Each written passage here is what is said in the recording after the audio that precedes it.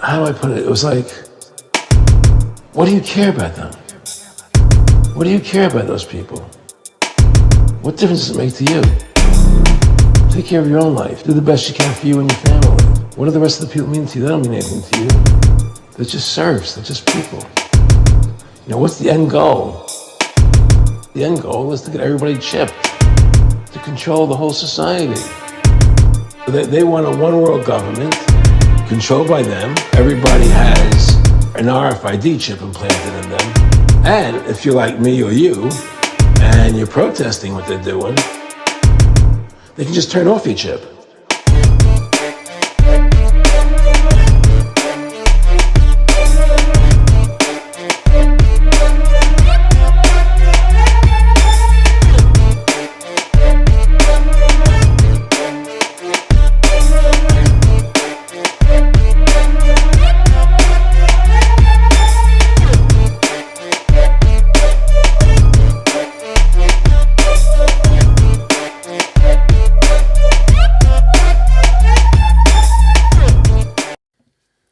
One, two. Welcome back to the weekly Friday night hangout for the Ramesh community. Rise above, generate, rise above, extinguish fear, rise above. Welcome back, everyone. How you doing? Andy PG, what's going on, mate? Shalom to everyone in the peasant sphere. Shalom, Michael.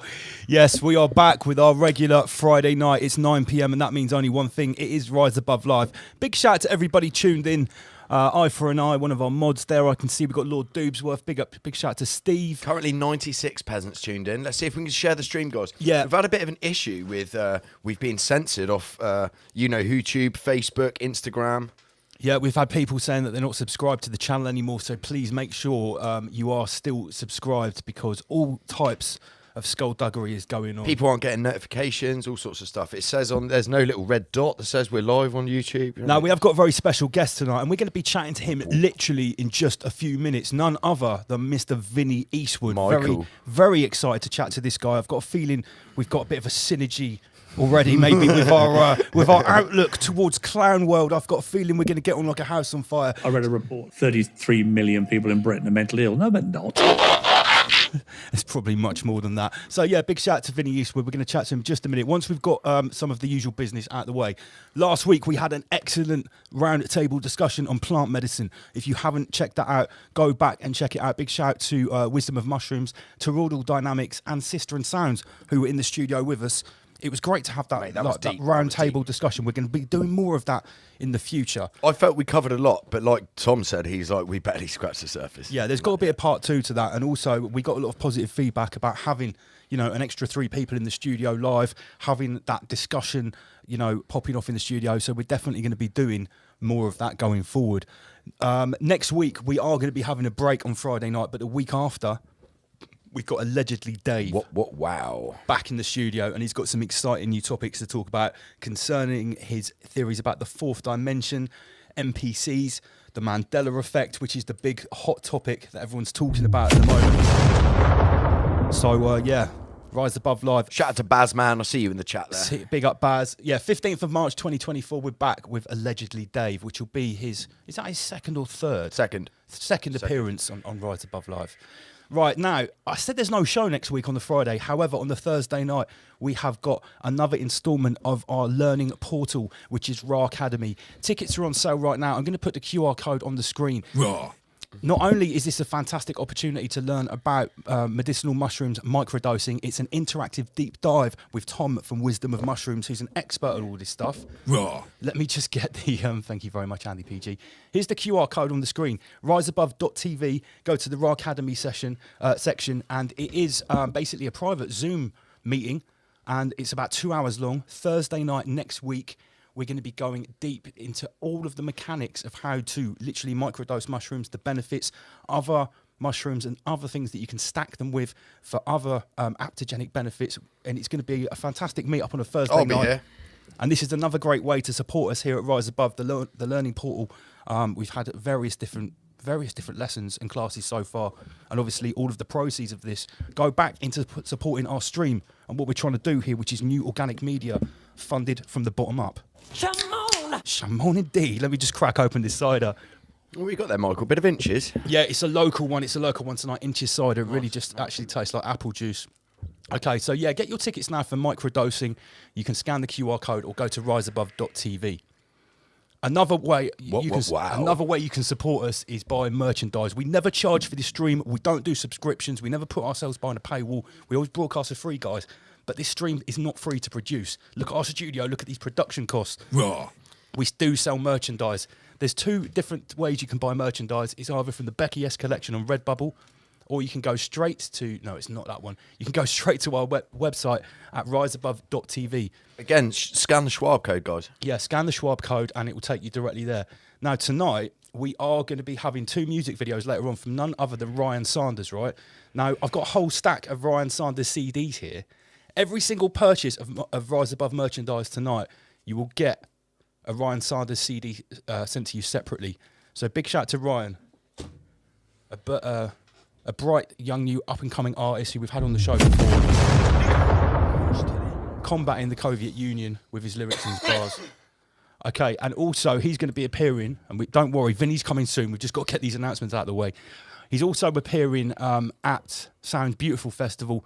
We're going to be playing there too, an exclusive 2-hour set. We're not doing our own event this year, We're guys. doing a multi-genre mashup there. A multi-genre mashup. We've got Sin Star Dread, Magix, Andy PG, Marky PG. The Marky P. Marky, Not Marky PG. No, he got changed. It's called Marky PG now. Is it? Okay. Yeah. That's the new name for him. Myself and MC Manic. This is an event in Dorset. It's on the weekend of June the 27th to June the 30th. You can see from the flyer here some of the people that are attending. It's a 3 or 4 day event for all the family. One of those freedom events. It's a peasant fest. It's a peasant fest. All of us peasants in the Soviet Union are going to be going there enjoying ourselves for the weekend. So yeah, get your tickets now. Use Rise Above as the code, and you get a chance to win free tickets, and we get a little kickback as well to help out our costs here at this new organic media station. Guys, as per regular, if you buy some merch during the show, I'll give you a shout out on the email. Obviously, you're going to get a shout out. Yeah. Obviously, you're going to get a shout out. Oh, hold on. We're slinging these as well. Yeah. Every single person that buys merchandise tonight gets a free Ryan Sanders CD. Ryan Slanders. And we will be playing 2 of his new tracks coming up later on. Okay, here's an event that's going on the South Coast in the UK on this Sunday, right? And Get rid of the Schwab code. Love. I will get rid of the Schwab code, Andy, sorry. So it's drum and bass on a bike. Who knows about this event? It's an awesome thing that was going on all through lockdown. Highly popular amongst the peasants. Getting people going out, getting active, listening to some music, and apart from that, it's really cool. We're all going on rollerblades. Raw. Myself, you're not going there, but we are. I know there are a number of Rise Above Ramesh family going there. I'm going to be there, caning around on rollerblades with the GoPro. Come and say hello if you're going to be in the area. Okay, I think is that all our announcements? Should we get Mr. News in? Let's bring him in. I think we should. Right. Okay. So I've heard a lot about this guy. He's from New Zealand. He is. I'm going to put him as an anti-Soviet broadcaster, a bit like us. Absolutely, yeah. I think he'll enjoy that term. Okay, without any further ado, let's invite Mr. Vinnie Eastwood to rise above. Yes, like in Palestine, without further ado, now the Vinnie Eastwood show. Well, there you have it, ladies and gentlemen. That's Mr. News here. What a way to end the stream. Yeah, that's what she said. So good. So good morning, gentlemen, and good evening to you, ladies and gentlemen. I'm Vinny Eastwood from the Vinnie Eastwood Show. It's the lighter side of genocide. Just because we're being exterminated doesn't mean we can't enjoy it. Otherwise, what's the point of being killed? The Vinnie Eastwood Show, where the only thing worse than living in a high-tech global police state run by child trafficking Satanists is Vinny's jokes. Well, thank you very much, Vinny. What an awesome opening monologue. Yeah. Mate, welcome to Rise Above. You've already said a lot there. There are only really 2 words that we don't say on the show. One starts with C, and it sounds like Hovis. The other starts with V, and it sounds like... Arm spear. You get the idea. You know the thing that in 2020, the thing that people shooting their arm. You follow the same rules that I do after being deplatformed. I didn't follow those rules before being deplatformed, of course. Actually, no, I did. And then they flagged me for a video from 2012 where I had a guy called Zan the Wise Old Man, and they flagged me for anti-Jewish content. Oh. Lost. How ironic that you entered the show like that. It's a topsy-turvy world. And I think I lost about 6,000 broadcasts with about 2,000 people who are basically like the leaders of the truth movement, everywhere from David Icke and Mark Passio on down. And we had, I think, a crisis, personal crisis when you get deplatformed. And I was talking to Dr. Rima Lebo's friend Ralph Fusatola, and he taught me a new term called bibliomancy. I mean, I've heard of necromancy, which means talking to the dead. Bibliomancy means talking to a book, which means you ask a book a question and then you read it and the book will give you the answer. And I was like, that's interesting. So why don't we try cinemancy, where I ask a question and then I watch a movie and try and find the answer. And the movie that came on was No Country for Old Men. And near the end of it, the hero was talking to his father, and his father's had his legs cut off by a drunk driver. And he was telling him, boy, after I lost my legs, I nearly killed myself trying to get my mobility back, trying to claim back what I'd lost. Sooner or later, son, you got to realize that you have to put a tourniquet on that wound and get on with your life. And that's what I did. That's it. So 2012, you've been making content since then, or did you start before? 2007. So 2007. So I actually came across you. It was my idea to actually bring you on the show. I've been listening to your content for years, Vinny. I actually first heard of you when you phoned into Mark Passio's show for the first time. And then I sort of realised. And do you want to just give a quick rundown of your life story? Didn't you get in trouble with the Soviet Union's officials back in the day for selling some Mary Jane? Way back in the day. This was pre-activism. In fact, Sure. You know what they say, every action has an equal and opposite reaction. So when the police busted me, they said, well, if you're honest with us, we'll go easy on you. So I said, oh, okay, I'll be a drug dealer for about 6 months. I've been selling about an ounce of weed a week for about $400. And they go, oh, okay. And then they made up evidence, and they said that I'd sold $48,000 worth of cannabis, even though they only caught me with 13 grams, which is less than half an ounce. And I was facing up to 8 years in prison for a first offence. No diversion possible in New Zealand. If you get a first offence, you can just get. What year was this? Like, okay, this was 2000. What I call fuck's sake 04 or 04 fuck's sake,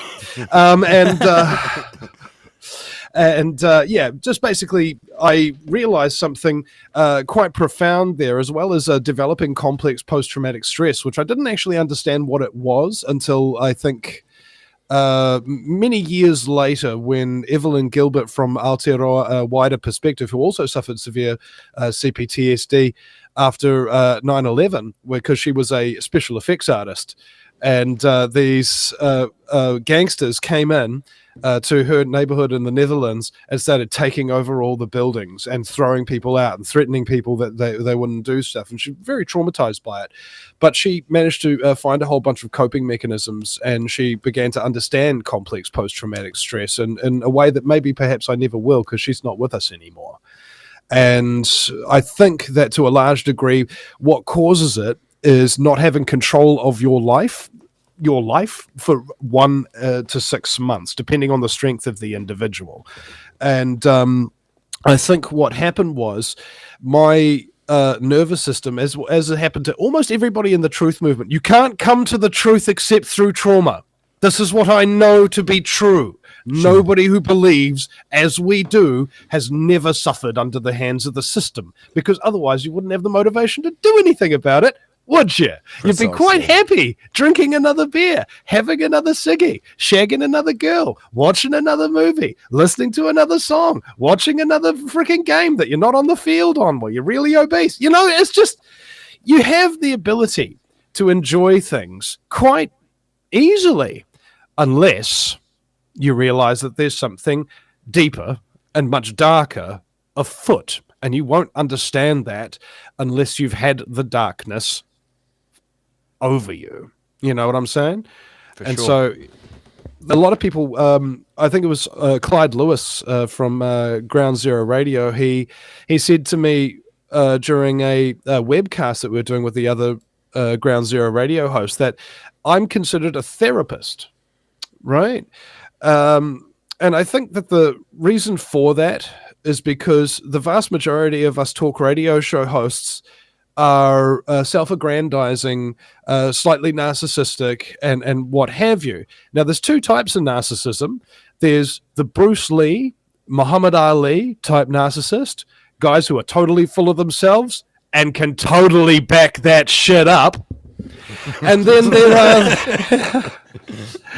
And then there are the regular narcissistic, psychopathic kind of people who really don't care. They really don't care about anybody other than themselves, and they're full of shit, right? And unfortunately, this is a great dynamic to get into because a lot of times we label everybody and we say that you've got these personality traits and stuff like that. And it's like, okay, look at their work. Okay, let's say Vinnie Eastwood is a narcissistic, self-aggrandizing dick. Okay, sure, absolutely. We've got the evidence. What has he done? Well, he's talked to thousands of traumatized people and helped many members of his audience, perhaps hundreds and thousands of them over the years. Many millions of people have seen the show. And a lot of them have said, I listened to the show when I was thinking about committing suicide. And the show was so bad that I decided to live. Okay, so...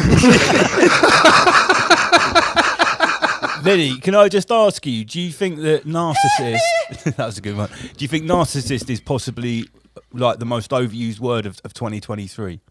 Yeah, and the... who was it? Dr. Sam Vaknin, who's the guy who actually wrote the book. Like all the terms that... modern psychology uses about narcissism, hoovering, gaslighting, all of that kind of thing. He came up with a lot of these terms. And he says that the worst thing you can possibly do to a narcissist and the stupidest thing you can possibly do is call them a narcissist and expect that that's going to hurt their feelings or change who they are or make them look at themselves or something of that nature. And that's just not a smart move. It's like calling a murderer because suddenly now they know that you know. Right, and I feel it's like calling Lord Schwab and Bill Gates a genocidal maniac. Yeah, probably a compliment. They don't care. All right, this is what Sam told me: is that they don't have an ego. Right, and I was like, "What do you mean?" And he goes, "Ego means sense of self." Now, Vinny, you know who you are. You've got a sense of self, and if I tell you something that's totally untrue and totally mean, you'll have an emotional reaction and you'll get maybe upset or angry or sad or something like that as a result of my abuse. However, if you did not have that sense of self, if you just make up who you are on a daily basis, people can say anything to you in any way and you won't feel a thing. That's how dangerous these people are, because it means that words mean nothing. They say that the only cure for psychopathy is a bullet. And if you want to destroy a psychopath, bring 2 body bags. Anybody's ever gone up against a psychopath and really tried to destroy them, and I've done this to 2 psychopaths in my career, probably won't do a third. You lose everything, right? They know exactly how to mess with you because they've been messing with people for their entire lives. They're professionals at it. Yeah. It's just like, okay, how do you do this? And the ancient Native American custom, South American custom is if you are experiencing a curse, cut off all contact with the person who cursed you. This is where the whole narcissistic abuse thing comes into the no contact sphere. So if you do have those people in your life, you know, they're abusive, they're nasty, they make things up, they lie, they sow chaos wherever they go, never talk to them again. I've spoken to countless people over the years who used to be the best event manager or the best bartender or something like that, usually in hospitality. And they said that they quit their job. And I asked, why? You've been doing it for so long. May I just ask you, by chance, Did some psychopathic, nasty person come into your industry and ruin it for you so that you can't work in that industry anymore, because every time you do, you're simply reminded of the abuse and the frustration that you felt working for these pieces of crap? And every single time they say yes, it's because these people are a disease, all right? They cause dis-ease in society. And I liken it, you know how in a fractal, everything's just a larger or smaller version of everything else. I remember one time we were looking at, what was it, antioxidants. I didn't know what antioxidant mean. What does that mean? Well, the reason human beings die and age is the same reason why machines rust and die themselves. It's called oxidation. And what causes it is these creatures called free radicals. And how it works on the micro scale is you've got this beautiful little cell, and he's got some electrons, and he's running around merrily and freely. And all of a sudden, this free radical comes along and goes, "Hey, buddy. Wow, you're so talented. Man, I think you could be a big star. I noticed that you've got some spare electrons there. Do you mind if I just snatch him off you?" And then the cell's all of a sudden really traumatized. And then it's just like, oh my goodness, what happened to this little guy? And there's these other creatures called antioxidants. And they see this little cell floating around, damaged, and he comes over and he's just... And it's just like, "Hey, buddy, what happened to you?" And he goes, "Well, there was this guy, and I thought he was my friend, and he thought I was really talented and beautiful, and then he took my electrons." And it's just, "Hey, it's okay, buddy, it's okay. Look, I've got some spare electrons here.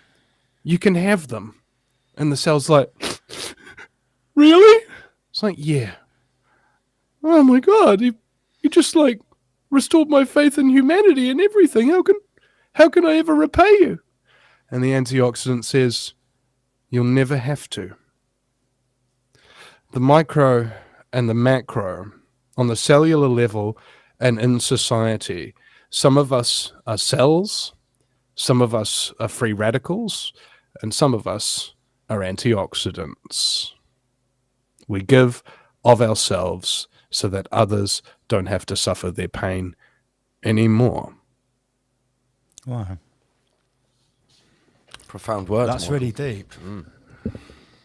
Vinny Eastwood, ladies and gentlemen. I didn't know you were going there with that. That's very interesting.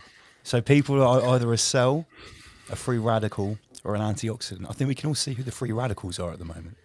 Mm-hmm. So if you've been at this since, did you say 2007? You started making content. So did you, on the run-up to the greatest apocalypse ever, which officially kicked off in 2020, did you feel a build-up of energy late 2018, 2019? Did you have any forewarnings or any ideas about what was going to happen? Did you feel the build-up of energy before 2020? In 2019... no, because I'd been exposing the V fraud since 2008 during the swine debacle. Funny how all this is just in Commonwealth countries, isn't it? Yeah, well, I mean, there's reasons for that I'll get to in a minute.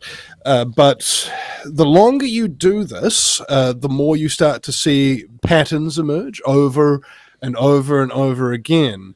And if you've been doing it for long enough, the element of surprise is reduced somewhat. The element of shock is almost gone. You become what they call in journalism jaded. Jaded means that you have been exposed to so much stimulus, massive stimulus, for so long that it loses its effect on you. And that's why these journalists are often such cynical bastards, like me, because this world is so depressing and frustrating and enraging when you see it for what it really is. And then you realize that it can't actually change. It is the way it is, and it won't just change overnight. So did I feel a buildup of energy? It seemed like natural progression to me, because every single year there was a big media spectacle about some new thing that was going around, and brand new pharmaceutical companies have come up with something that'll help you with it, and that was every year since 2008 that I'd been watching it. They just give it different names: swine, Zika, whatever it is, Ebola, you know. And so you look at how they use progress. They take 2 steps forward every single time. They never get their end goal, but they always get a few goals accomplished every time that they do something.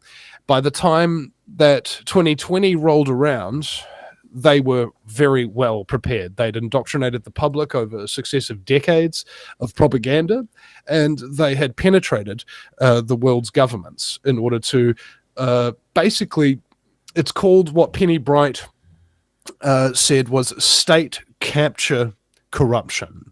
This is when private influence gets its hold on your parliament, and then they're able to dictate at the policy level what measures get implemented. And as Klaus said, we've penetrated basically every cabinet in the world. That was a good cabinet, doesn't he? Yeah, I mean, everybody loves a good cabinet, especially if it is filled with adrenochrome. And this concept, right?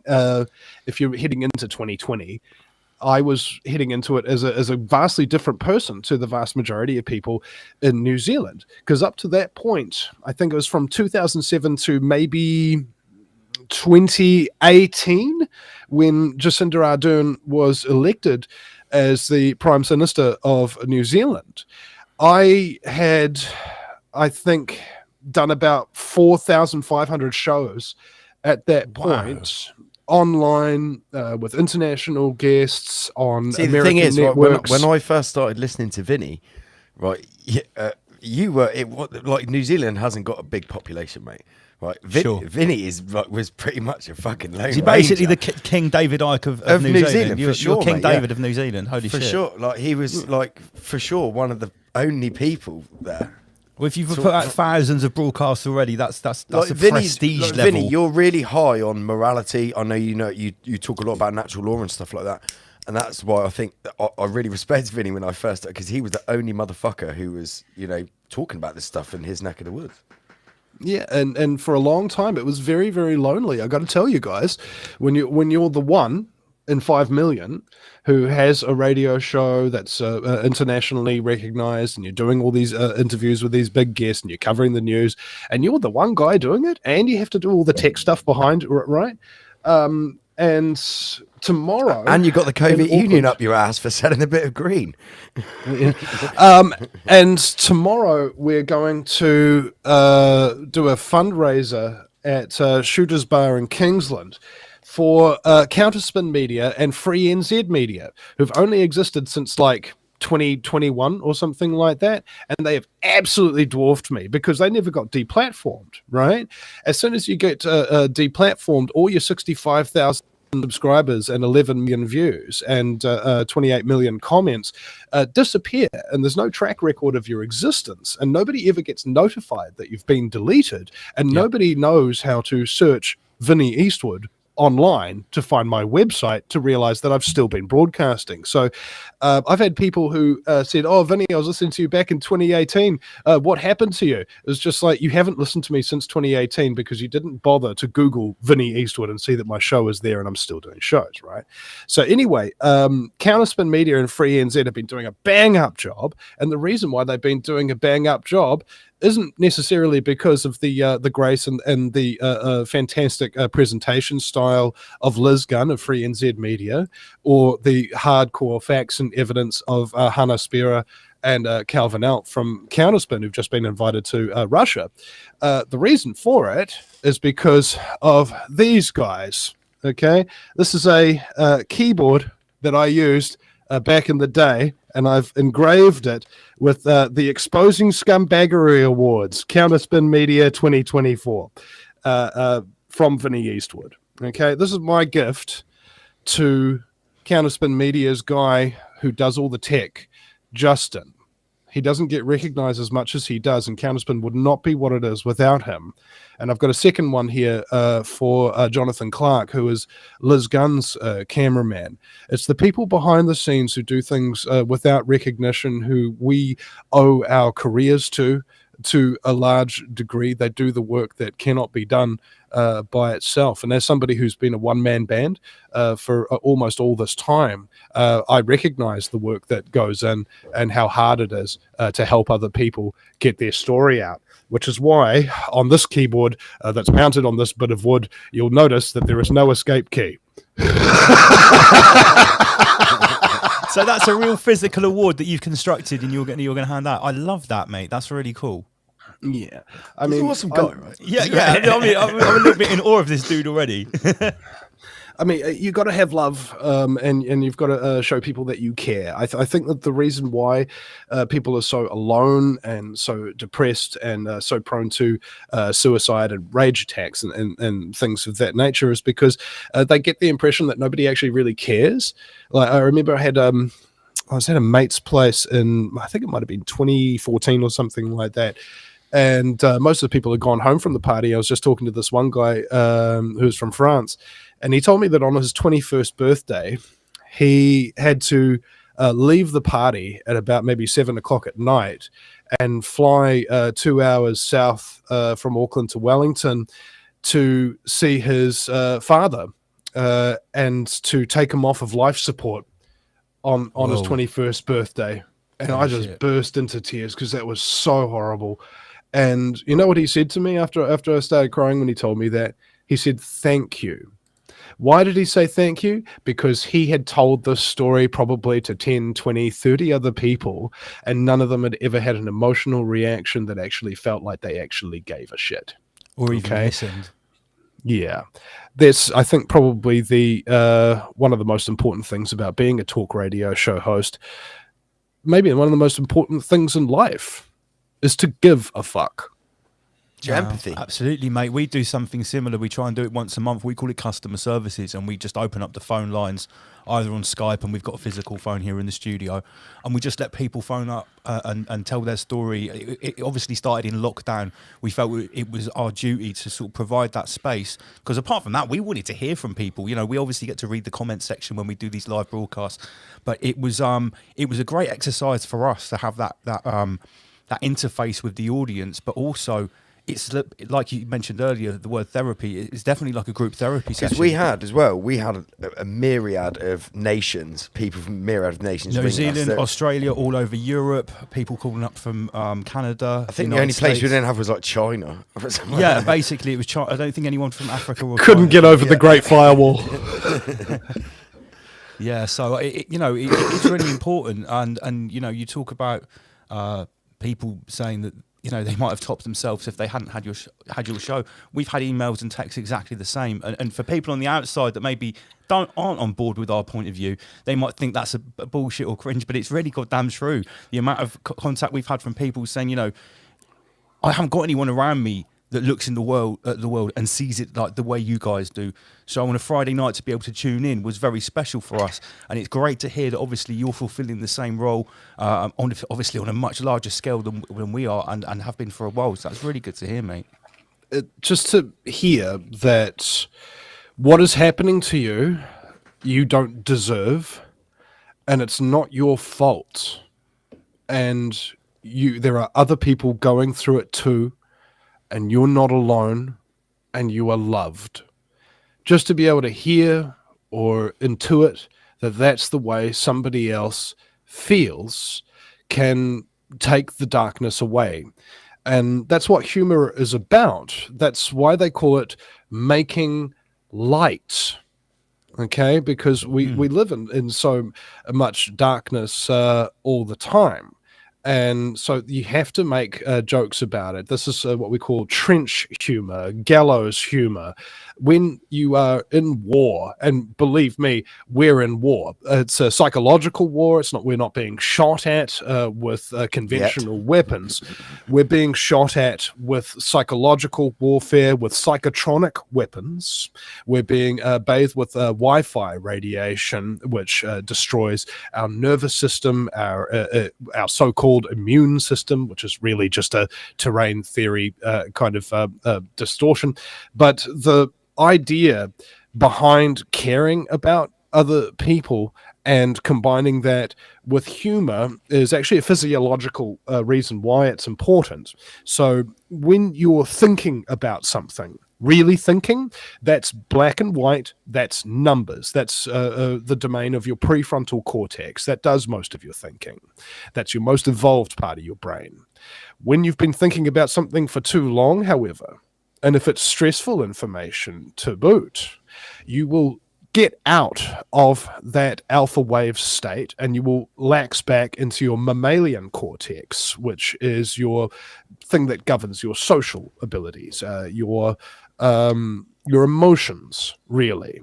So you're not thinking about the statistics in a analytical format anymore. You're actually allowing the statistics to emotionally affect you.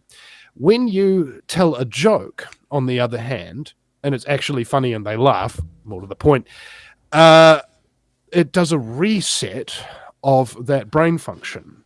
So stress, laugh, boom, straight back into being able to understand the information. So in this way, people who listen to the shows of comedians, provided those comedians are actually really trying to teach someone, like the late Bill Hicks or the late George Carlin or the not dead yet Steve Hughes, the reason why they're able to teach in such a manner that is absorbing and you really take away from it is because they are able to reset your brain on a regular basis to allow you to absorb the information in an analytical way. That's the basic physiology of why human beings use humor when they're stressed. And that's why we all have to be using it. So Vinny, you don't just broadcast on your radios, do you? And, you don't just do the Vinnie Eastwood show with your humour and stuff like that. So we've got a couple of videos lined up, Vinny. We don't have to play all of it, but I thought we'd just give a little demonstration of Vinny going out. You've handpicked these, right? Yeah, I've handpicked these. Just spreading a bit of humour. And sort of rallying the I'm interested to see this. Okay. So if you just want to press play, Lance, on the first video. Again, we don't have to play all of it.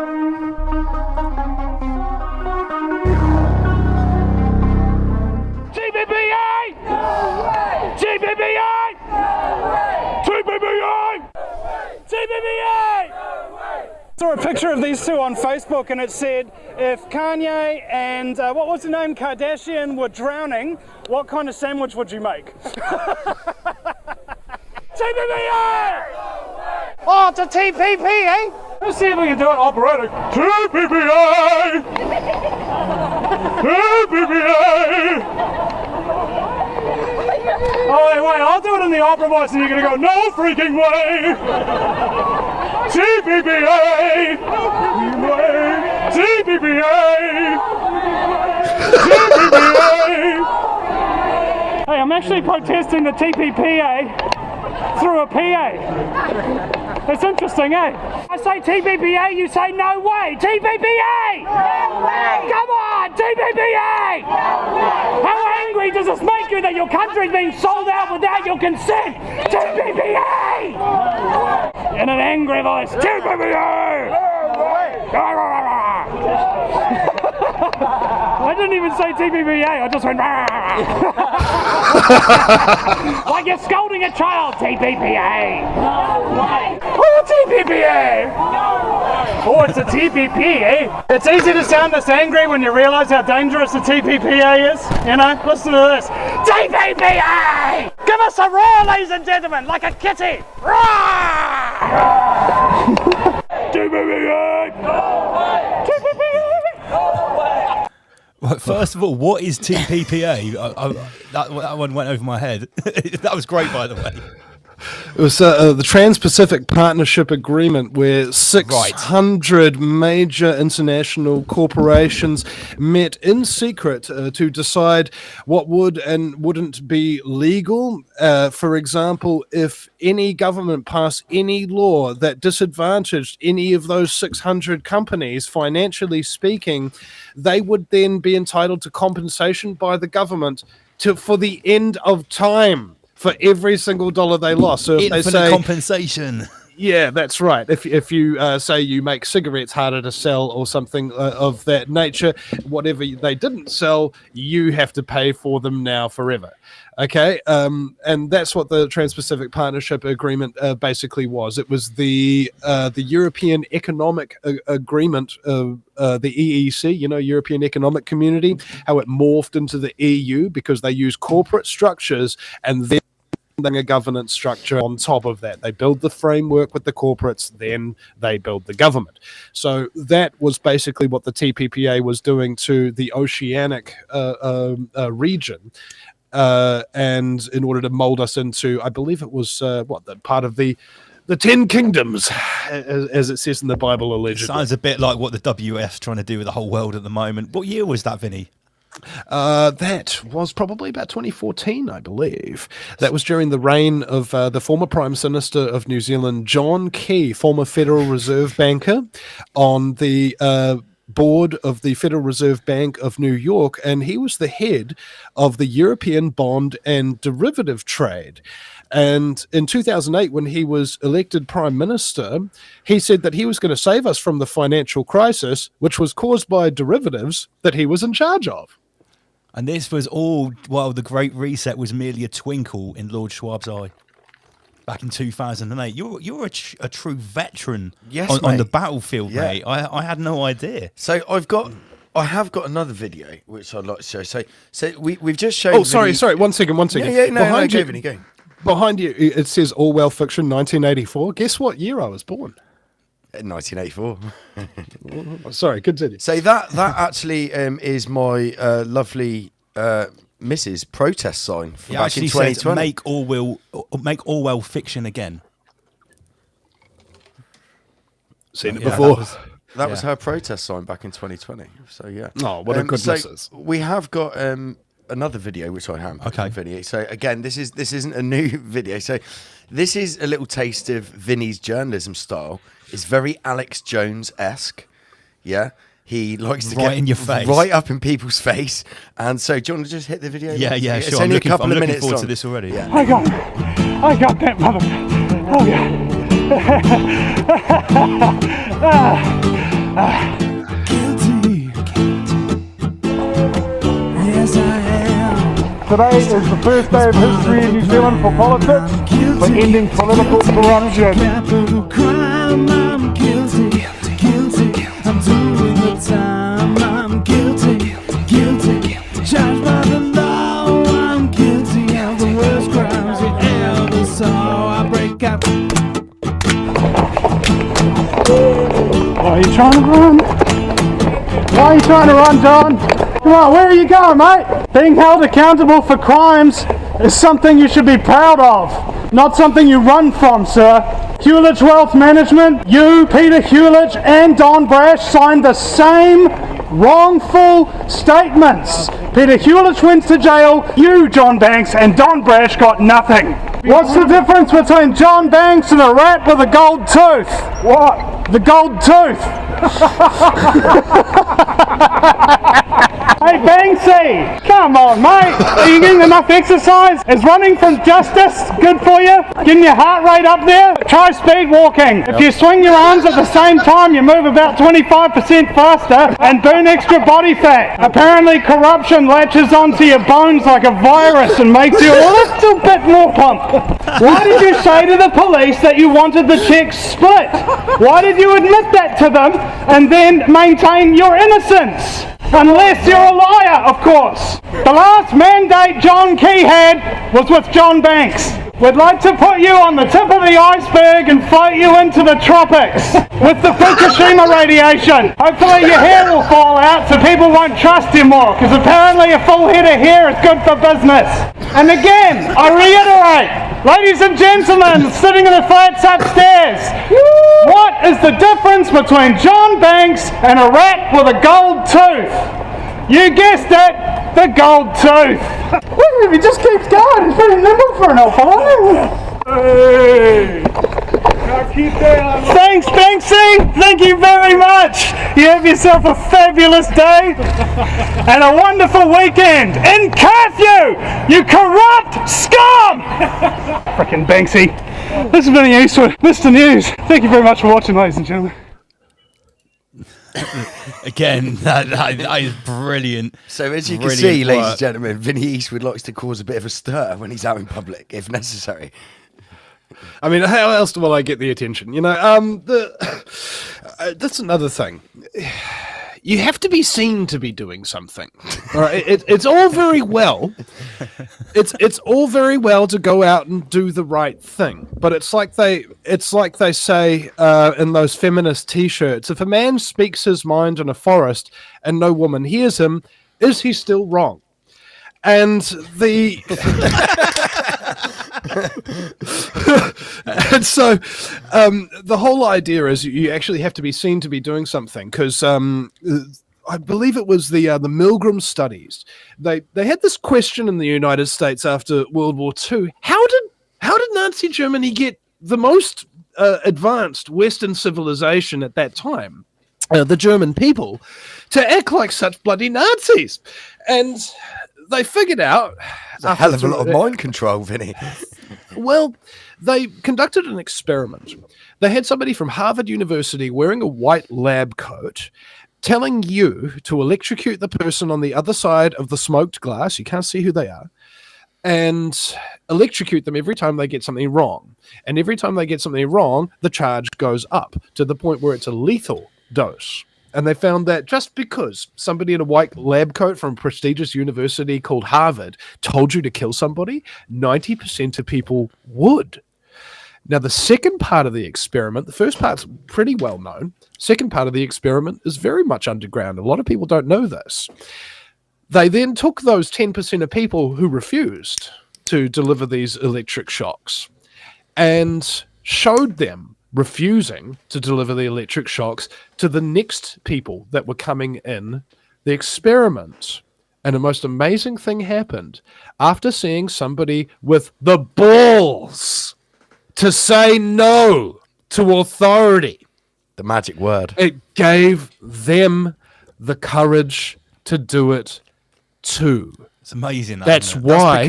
That's because everyone's in a fucking cult. They have to do what they live in a fucking cult. Do you have some form of culture?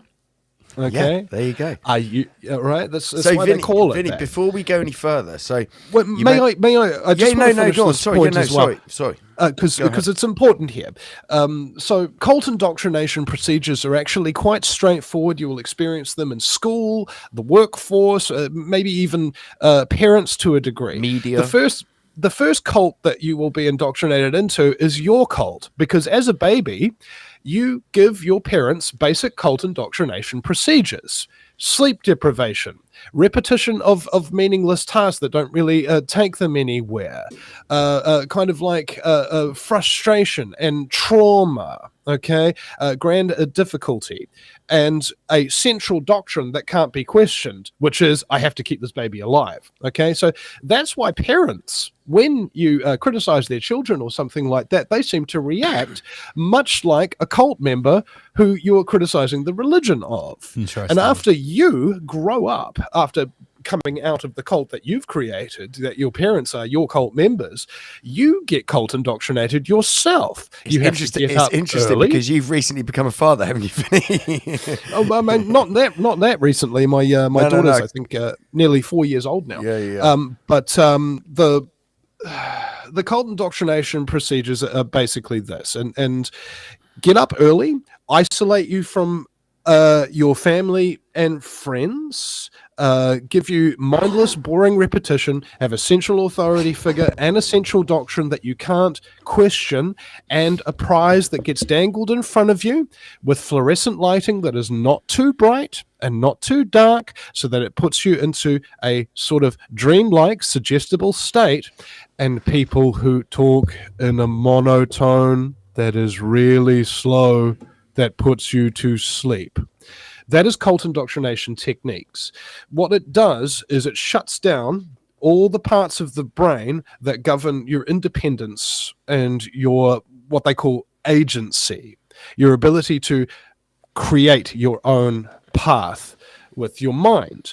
Now, some people, the programming doesn't take, but they are still affected by it nonetheless. We're all members of some kind of cult, and unless you're aware of these methodologies, it will be difficult to recognize it when other people are being indoctrinated into one, or when they're acting like one.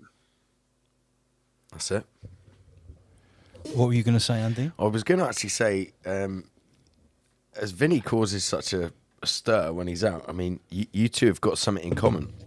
I don't think that Vinny knows about your history. I mean, you caused a bit of a stir in public, didn't you? Well, that was going to be what I was going to ask next, because obviously we're talking about cults, and I guess the big cult, or the big cult move, was the event of 2020, and I've just seen what you got up to quite a few years before that. I had a go at something similar in 2020, and I was speaking wherever there was a microphone or a speakerphone in a crowd during lockdowns, basically, trying to bring a bit of sort of like humour to the hard-hitting shit that I was talking about as well.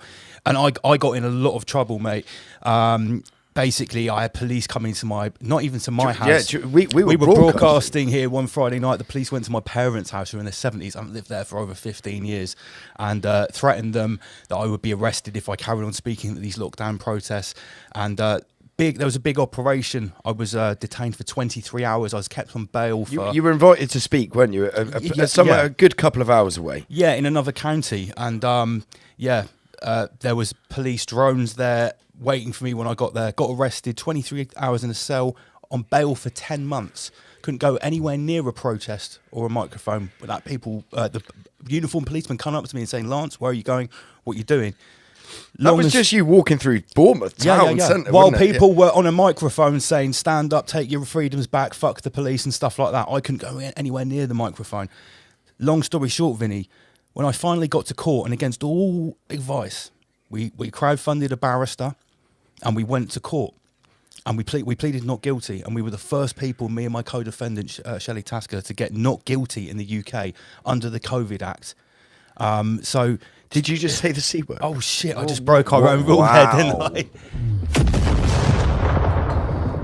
He meant Novid. Yeah. We didn't say that. So, Vinny, you've got a similar story, haven't you? Because it's only this year that you've been. Was it this year or the end of last year that you've got? You had to go to court to appear in front of the COVID Union. I guess you must have had some problems. Long story short. The number one and number two alternative media personalities in New Zealand in 2021 was Billy TK and me. And we worked together. We ran a political campaign in 2020 against the Ardern government, which was the most successful conspiracy theory-based party in history.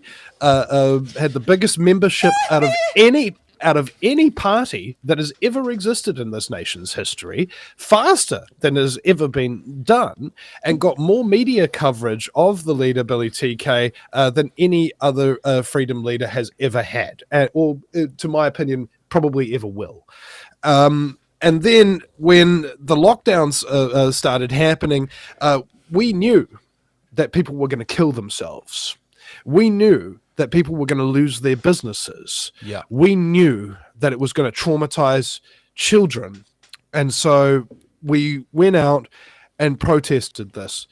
And as we were on our drive to Auckland, Billy asked me, "Vinny, do you think we're going to get arrested?" I went, "Yep." And he go, "Well, why are we doing this then?" And And I said, well, there's an old saying, Billy. How do you expose a fascist? By making them act like it. Yes. Boom. We protested with less than 100 people for less than 45 minutes. Then they came in and they took Billy TK. 5 minutes later, they came in and they took me. They held us in solitary confinement at Mount Eden Prison for 28 hours. And this was in lockdown, of course. Then when we got our bail conditions, we were banned from protesting, just as you were. Exactly. And we were banned from accessing the internet. Banned banned from leaving the home, banned from having a mobile capable device. Okay, so they took our phones. They held them for 9 months. About a month after the arrest, we asked for the phones back, and they said, "Sorry, we actually have to send them down to Wellington for the police investigations unit to crack these phones." Billy's phone had no password on it. You just open it, it's open. So it didn't need cracking. They could have just opened it straight away. And Constable Derek Chung, who was the person who charged us with the breach of the search and surveillance who bill. was that, Vinny? Can you just say that name again?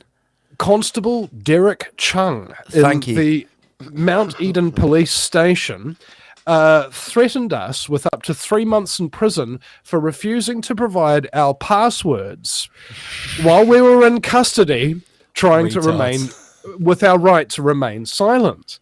Now, in New Zealand, that's illegal. Under the search and surveillance bill, which I protested against in 2011, they passed this legislation.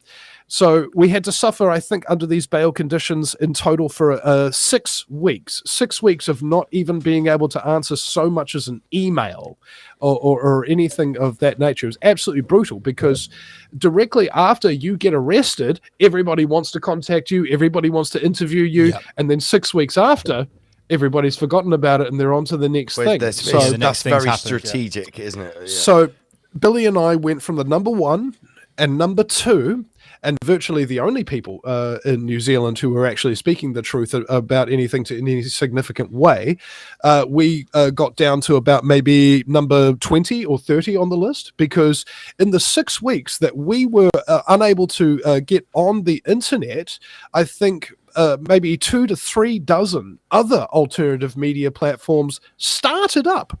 And I think within 6 weeks, Chantel Baker, for example, a wonderful young girl going out there trying to speak the truth in her own way, she had a larger following in that 6 week period than I had amassed in the last 14 years at that time. Okay, so it was a massive blow to us financially, because obviously if your income is based upon your online work and they ban you from accessing the internet, you messed up. You're in trouble. So in total, it took 6 weeks to get those bail conditions removed, and we still were banned from protesting. So we missed out on the giant Wellington protest where we would have contributed massively.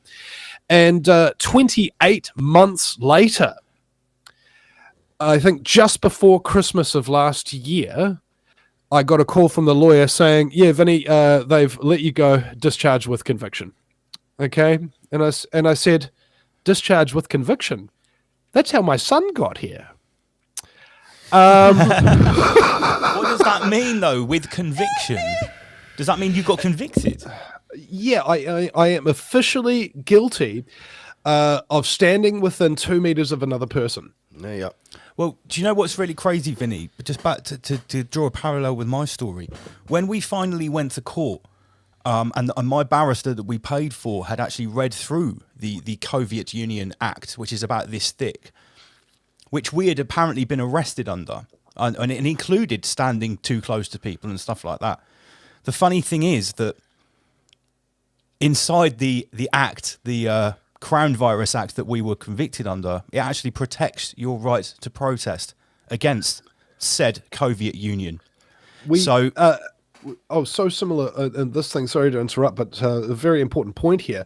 In New Zealand, very similar. You've got the Bill of Rights Act, right to protest, freedom of speech, etc. And the COVID legislation, which was passed at 4:00 in the morning without opposition, with only three people or so. Well, it's not exactly the same as there. this country. Yeah. But what Vinny said, They have a plan, and they do it everywhere. There's a pattern emerging, Vincent. And so this concept that we have here, that you've got rights and things of that nature, there's a clause in it. I believe it's section 13A dash 1.2 or something like that, that says that this legislation does not restrict the Bill of Rights Act. All right. Yep. And then you go to that section of the Bill of Rights Act. What does it say? It says you've got all these rights unless we say you don't. All right. The thing is, so they're already built in.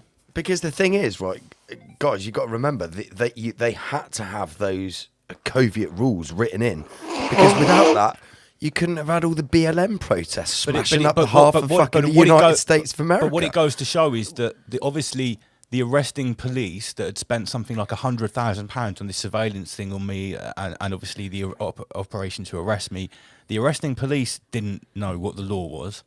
Neither did the judge. If we hadn't have got that barrister to actually read the Soviet Union rule book from front to back, we might have never found that clause. That's what I'm saying. It was worth every penny. I believe it cost £3,300 for this barrister. So and we got a really, really good price, because we know how expensive barristers are. Thank God I didn't listen to many people's advice to not trust barristers and lawyers and go in there and represent myself and use common law. Because you know what a lot of people said?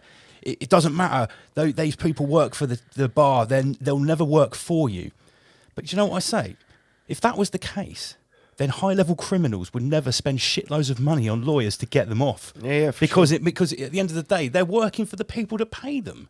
Because they're satanic as fuck. Because it's service to self. If you can charge ridiculous amounts an hour, you can charge £1,000 an hour because you've got a reputation for finding the best loopholes to get people off. You essentially paid a barrister to read the fine print. To read the small print. Yeah. I'm not going to lie. Now that I know it was there, I could have done it myself. And that's the going rate, £3,300. Well, that's the going rate. I've got a quote on my wall from Tom Waits in 1976. The large print giveth, and the small print taketh away. Yes. And this is something interesting about lawyers. A woman walks into a lawyer and she says, "How much do you charge an hour?" He says, "I don't charge by the hour. I charge $1,000 for 3 questions." She goes, "Really?" And he goes, "Yeah. What's your third question?"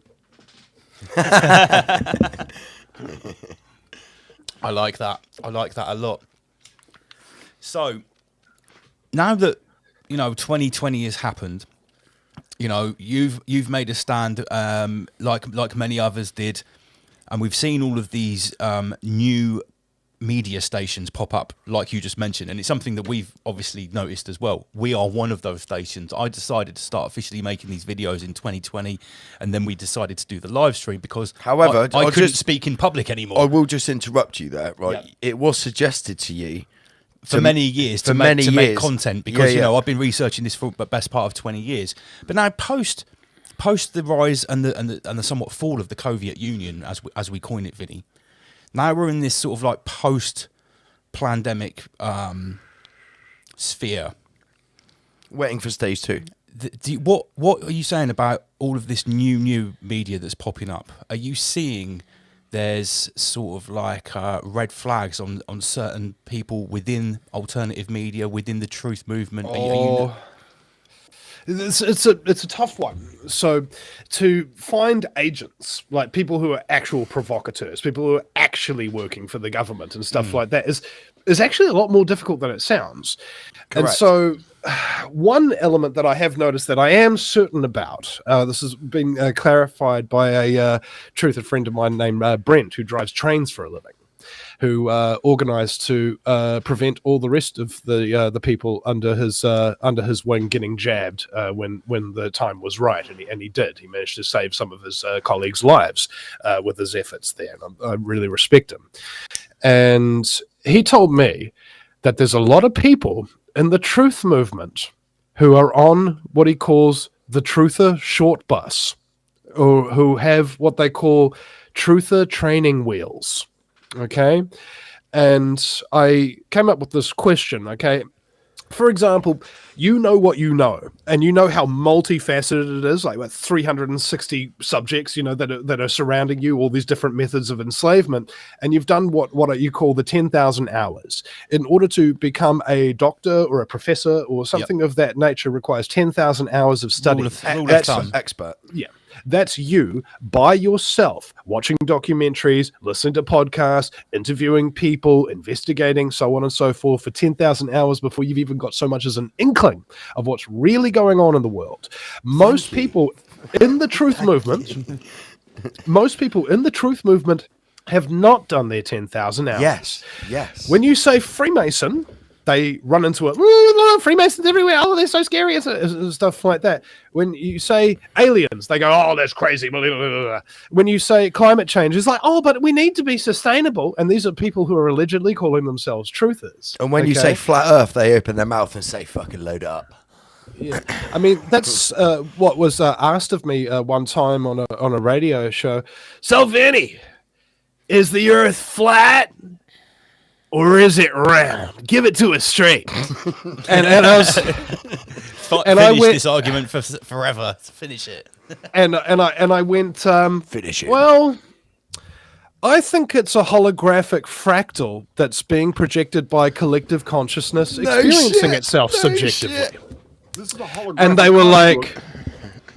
they were like, whoa, and. The whole concept of this is holographics. People don't really know what that means. They might have thought that they saw some kind of a display on a movie that they were watching when they're doing a planning ceremony. That's not what holographics is.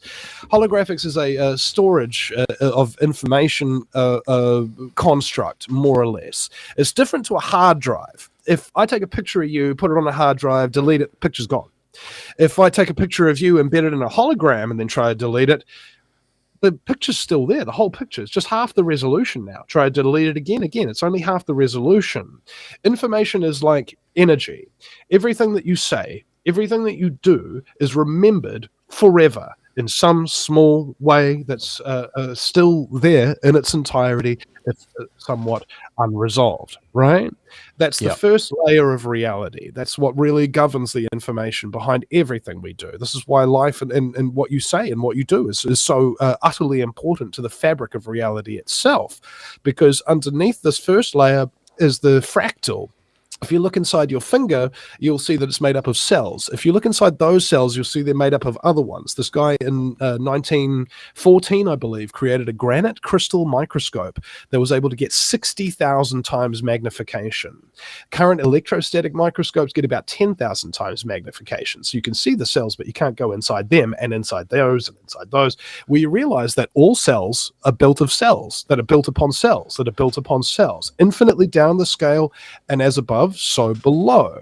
You might consider yourself a cell on this planet, which is a cell in the galaxy, which is a cell in the universe, which is a cell in a much larger organism we don't have a concept for yet. Infinitely up and infinitely down. And what that means is everything is a larger or smaller version of something else. So this is first two layers of reality. Now, third layer is how you interact with it along with all the other living things. This is what we call collective consciousness. And these guys did a thing called the double slit experiment, where you had these two empty metal slots. I'm familiar with it, yeah. Yep. And a photon gun. Okay, so they were going to shoot the photon gun through one of these slots, bang upon the aluminium foil behind it, and see how the particle exploded. And they would be able to figure out something from that. But that's not what happened. Instead of going bang, bang, it went bang! And it turned into this wave pattern on the aluminium foil. They're like, bro, that's cool. Let's see how that happens. And they put a little camera right next to the slot to see as it goes through. And then they ran the experiment again. Bang! Bang! Like, whoa! The particle reacted differently because it knew it was being watched. So Vinny, it had stage fright. Okay, and if a photon is able to have consciousness in that manner, like it reacts differently to being observed, just like any other organism would, that means that all things have consciousness: photons, neutrons, electrons, morons, all of them. And some to a greater or lesser extent, but consciousness nonetheless. And so that's the next layer. And the final layer here is you experiencing it subjectively. I'm me, you're you. You look at the world through your eyes.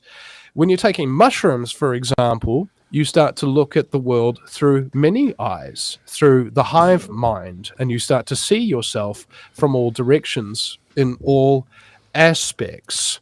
So the question is, if you're just one tiny little cell in the entirety of existence, and everything you do affects the infinite civilizations that live within you and the infinite civilizations that you live within, what is your job in life? The Greeks had an answer for this. They said, your job in life is to plant a tree whose shade you shall never get to sit beneath. Vinny, now you're talking my language. Yes, I'm glad we've gone here. Have you smoked DMT? Yeah. I can tell. I know this guy's hit the inspector. I did send you the link. Literally 2 weeks ago, Vinny posted a video up on his YouTube of that he had a chat. I forget who it was with Vinny about psychedelics and stuff like that, which is quite ironic because last week's show we was had about the plant medicine round table last week. And one thing which I wish I touched on a little bit more last week is how I think, when you start to explore the rabbit hole, Vinny, and you've gone past your government conspiracy level, your international banking, 3-letter agencies, the agencies, the secret societies, and you start to talk about and you start to question the nature of reality and the realm that we live in. When you can actually marry that with a piece of, I was referring to it as shamanic technology, like a piece of technology where you can sort of like, right, now I would actually like to take off the filter. You can plug in from which I'm experiencing this reality, and and all of these things that you can read about when it comes to quantum physics and out of body experiences and spiritual shaman practices and all that kind of stuff. Well, you can actually physically experience that. And that's what I say to people that are doing this research. I think DMT is the final key to the puzzle. It's the gatekeeper.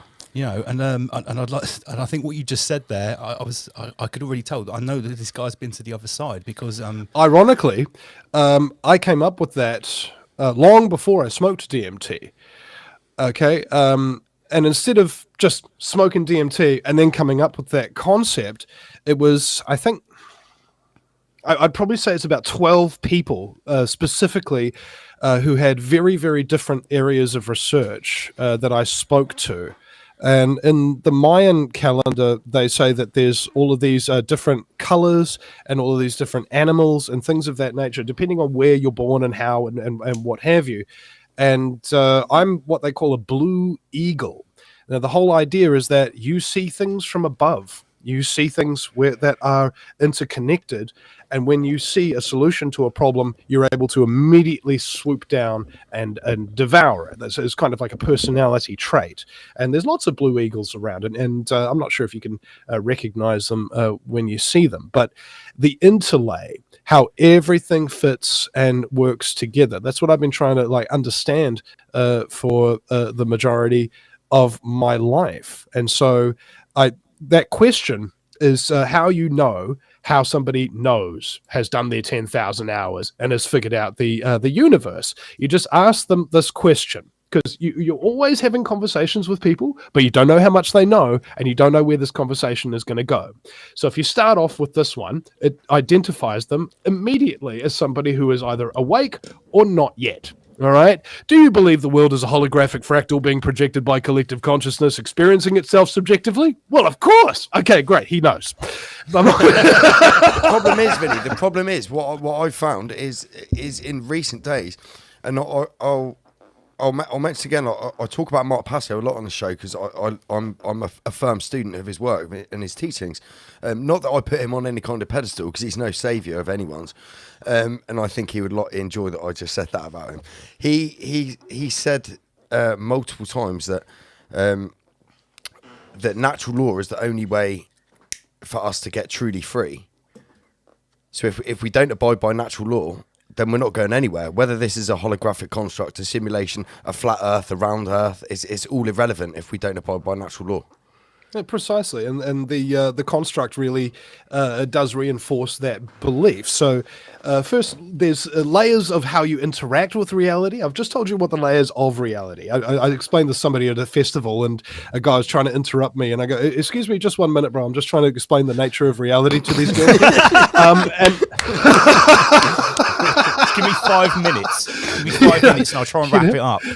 It will just be a minute, mate. All right. And we said this this concept to these people, and when you are able to understand that interlay, the question is how you actually interact with it. How do you plant that tree that your shade will never get to sit beneath, right?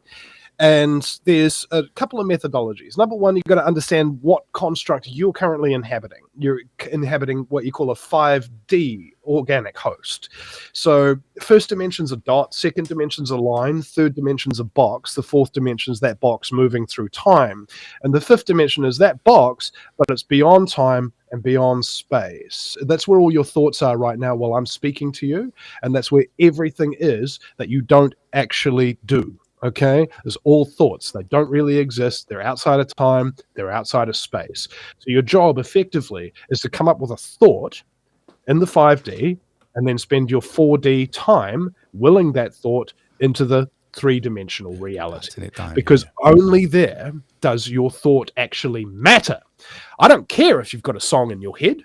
I don't care if you've got a script in your head. I don't care if you've got an invention in your head. It doesn't do anybody any good to have these wonderful creations that you could possibly bring into the universe to stay inside your mind. You need to spend your time. You need to make things. You need to bring them into the world, and you need to do things that haven't been done yet. That's the point of your frickin' existence. And this is why Vinny goes around New Zealand shouting on a microphone, because no one else is doing it. Someone has to do it. It's a dirty job, but someone has to do it. That's right. Like sanitation. Back in the day, people used to suffer from polio, scarlet fever, and all myriad of diseases, all of which are waterborne diseases. Waterborne diseases which can no longer breed if there isn't poo mixed in with people's drinking water. So it was plumbers.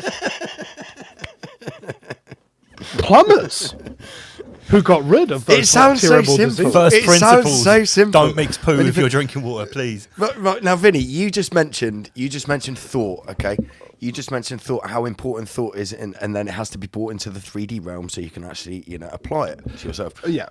Yeah, right. So we were talking about the truther movement earlier. We've touched upon that. So Mark Passio, who's always said that when he was back in the Church of Satan as a priest appointed by Anton LaVey, he was actually he was actually working for a publishing company, right? And he got told immediately when he got in there that by the upper echelons of this publishing company, management, whatever, if that's what you want to call it, he said, "You wait and see what we're going to flood the peasant sphere with the new age ideas of bullshit and fake spirituality that's coming on." And I just wanted to, what were your thoughts on that, Vinny, from the other side of the world, from what we are? Because from what I've seen, everyone's been thinking that they can change the world by sitting on a cushion meditating without actually doing anything and putting it into action in the physical realm. Well, I think there's two elements here that could sort of need to be explained. And number one is the trivium methodology.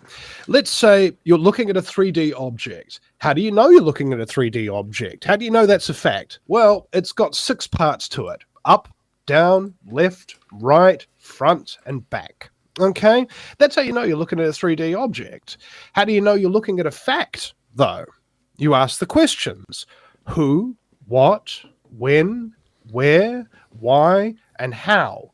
only if you can answer all of those questions about the thing that you're talking about can you actually be assured that you're looking at a fact. Once you have facts, you can make decisions that are actually going to work in terms of the solutions that you're attempting to propose. Now, most people don't want to do this because facts don't care what they believe. Facts don't care what they think. Facts don't care about their hopes. Facts don't care about their dreams. Facts and are most truth. people, truth is immutable, okay? And it is objective. All right. And so if people are incapable of discerning truth by using the trivium methodology in order to be able to have the tools to discern truth, then it is absolutely no surprise to anybody, anywhere, at any time that the whole world is run by liars. Okay. Now, the second part of this is talking about the enforcement of natural law. Now, if you had to sum it up very, very quickly, there is one law of the universe, as Passio says. And again, there's nothing new under the sun. He didn't make this up. This is just the law of the universe. You cannot take that which does not belong to you. Theft. Okay? You can't take somebody's property. You can't damage it. You can't trespass on people's property. You can't rape people or assault people or threaten people or tell vicious lies about them. Why? Karmic backlash. Now, the elites of the world figured out a way around this, where if I go and I say murder somebody or rape somebody, that backlash is going to be on me. They're not feeling the karmic weight. But if I pay 200 men to go in and rape an entire village, all those men get the karmic backlash, not me. Because you've paid them in fake money, which doesn't mean anything anyway.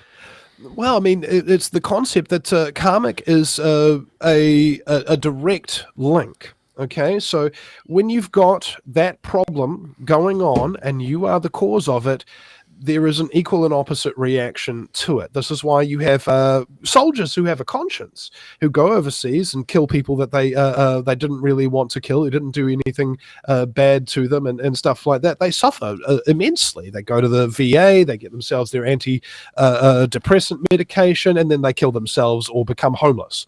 And I was talking about Douglas Duane Dietrich, a former historian with the Pentagon. And he told me that when they rotate home, let's say you've got a soldier that cost you, I don't know, between 160,000 US to $1 million to train and equip, and they're really good at it, okay? They are not allowed to come home and just get another job, all right? Because the War Department puts a secret mark on their employment record, which says 08 or 04 or 011 or some kind of number denomination. Now, what those numbers mean to the prospective employer who's got access to this database is this guy's a rapist, this guy is a murderer, this guy is a thief, this guy's a liar, or something like that. And so when the veterans who are very good at their job, who don't want to kill people anymore and work for the machine, come home, they find they can't even get a job pumping gas. Yeah, they're which fucked. is why, so their only choice is to either A, rotate back into the military to go back and traumatize themselves even further, or become part of the 25% homeless population in the US, which is made up of veterans. Or there is the third option, Vinny, which is go and be private security and just be an order follower for somebody who's probably worse than the government. That's a catch-33 situation. Catch-33. Same difference. Exactly. You know? Yeah. It's all order following. Mm-hmm. The root Right, of all and- evil. Yeah, as Passio's enlightened me, order followers are the ones who've carried out all the atrocities in history. It's not the order giver who messes up society. It's the order follower. The people in uniforms are in a cult. Okay, I've interviewed. I remember we were outside Shooter's Bar when the police raided it while we were in the middle of a freedom party, and they confiscated all the alcohol. You know, I mean, they filled up. timing is everything. In the middle of a freedom party. Yeah. And there've been 3 freedom parties at that venue, but 97 events in total, and the police visited 3 times. Guess which 3 times? All right. And we were standing outside with these people and we were telling them to quit their cult. And I was telling them that the police murder people and get away with it, that the police deal drugs, that the police threaten and assault and destroy people's lives, that they are alcoholics, that they are violent, that they get cult indoctrinated and isolated from their families and given a number, not a name, and a new identity. And one of these cops was like, "Oh, well, I'd love to hear the source of that information." You know, Give me a source. this motherfucker had no idea who he was talking to. And I said, oh, okay, well, I got that information from former Constable Buck Rains, former Detective Natasha Suarez, and former police prosecuting Sergeant Grace Hayden. You should have seen the look on the guy's face. Disgruntled ex-cops with an axe to bear or something like that. Discredited lots. Yeah, Just yeah, completely discredited. Yeah, they were probably kicked off the force. That's the go-to sort of this extinguisher comment when you come up with something like that. And this guy actually had no reply to it. He was just kind of like, Of course he didn't. Well, you know. Of course he didn't. Right, He knew he was in over his head. Yeah, that's the problem. When somebody... I'm 6'6", so I'm remarkably intimidating in person just by the sheer size of me alone. But I'm also very bright and very quick. So if you're trying to oppose me intellectually, there's maybe 1% of the population who might stand a chance. 99% of them, no chance. I love the set of balls you have on you, mate. It's He was impressive. the only one in New Zealand, man. I'm telling you now, for years and years, the only one. But now there are more. And as I showed with the awards that I'm going to be giving out on Sunday to Counterspin Media and a good old thing, the old keyboard warriors. And again, there's no escape key, you'll notice.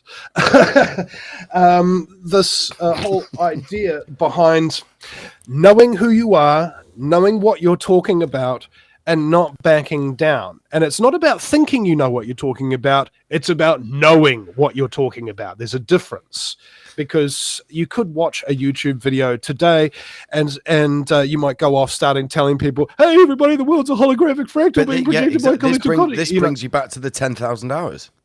Yeah, because when you've done your 10,000, you've done your 10K. We'll call it the 10K from now on. Right? Yeah, the 10. Yeah, the one 10K. thing that you also learn post 10K is when to go balls deep about the nature of reality, when to be talking about meat and potatoes, obvious government conspiracies and banking scams per se. You know, that's definitely one skill that you get after the 10K, because you can't be going around talking about interdimensional, soul harvesting and that kind of stuff to people that aren't ready for that. So there's a degree of discernment, I think. If I may, I think that there's a different overlay here, and Dr. Rima Labo told me this, is that I called it the seventh man principle. So a man comes up to you from a particular social circle at a particular time in your life, and this man tells you something that's completely opposite to your very strongly held belief. Of course, you're going to tell them, fuck off, you're a conspiracy theorist. Sure. Then a second person at a second different time in your life from a second different social circle says the exact same thing that's contrary to your very strongly held belief. Again, you'll tell them, fuck off, you're a conspiracy theorist. But by the time, statistically speaking, some people might take 1 or 2 and some people might take 100. But statistically, by the time the seventh person does that, you will consider changing that belief. Now, in practical terms, what that means is you can... I talked to David Icke about this, and he said, Vinny, you can't convince anyone of anything, but you can tell them things they cannot unhear. And that's what I call the information grenade. You pull the pin, you chuck it in, you have no emotional attachment. This is the most important thing. No emotional attachment to whether or not somebody buys what you're selling, because you're selling truth, okay? Truth is something that if you don't buy it, you experience consequences. And the consequences are on them who choose not to buy the truth, not on you who tried unsuccessfully to sell it to them. There's something I learned in sales. Every time I was like really emotional about trying to get money and trying to get sales or something, I'd get less sales. But when I just didn't care about the money and just wanted to help people and ensure that they actually saved money by what I was saying and that was actually going to be good for them, I made more money. You were acting in a moral fucking... and for a salesman, I bet you were an amazing salesman. You could sell a fence to your next door neighbor, bro. But you've got to be realistic about this. You can't be dropping bombs in to relatives at a family everyone funeral. has a different entry point. You can't. Yes, you can. Yes, you can. But you don't go on about it. Okay. But Don't there go is on about it though. You can't become that born again Christian type thing, like, I'm trying to convince everybody about the word of God, and you guys are all going to burn in hell unless you believe that 9/11 was an inside job. The problem is, I find what I've noticed is people keep dropping bombs in inappropriate places, and it actually tarnishes the truth because it just makes the whole thing look crazy. Okay, the person that's dropping the bomb might actually know a few things, but when they're doing it in such inappropriate ways, in this inappropriate places, it makes the whole truth and freedom. There's such a fucking cringe term for people who are not a government pro.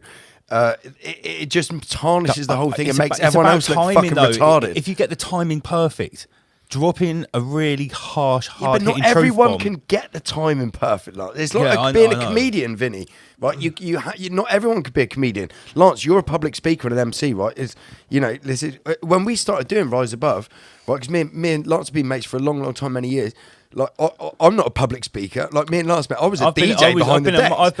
I've always been a mic man. Yeah, always. Exactly. So for me to come and speak publicly to thousands of people that see me online. I remember when he first sent me a message, but before we were going live, I was just making a video here and there. He sent me a message like, "Mate, I've done a lot of research into this Pizzagate stuff, and I want to come on your videos." I was like, "Yeah, sweet. Just send me a little video first of you presenting yourself on camera, because not everyone. Some people, as soon as a microphone comes out or a camera, they sort of dwindle. They even if they've got great information, fantastic research, mate, it's nerve-wracking, man. Yeah, it's something to get over, but once you get over it, it's just that video I sent you. I recorded that like 33 times.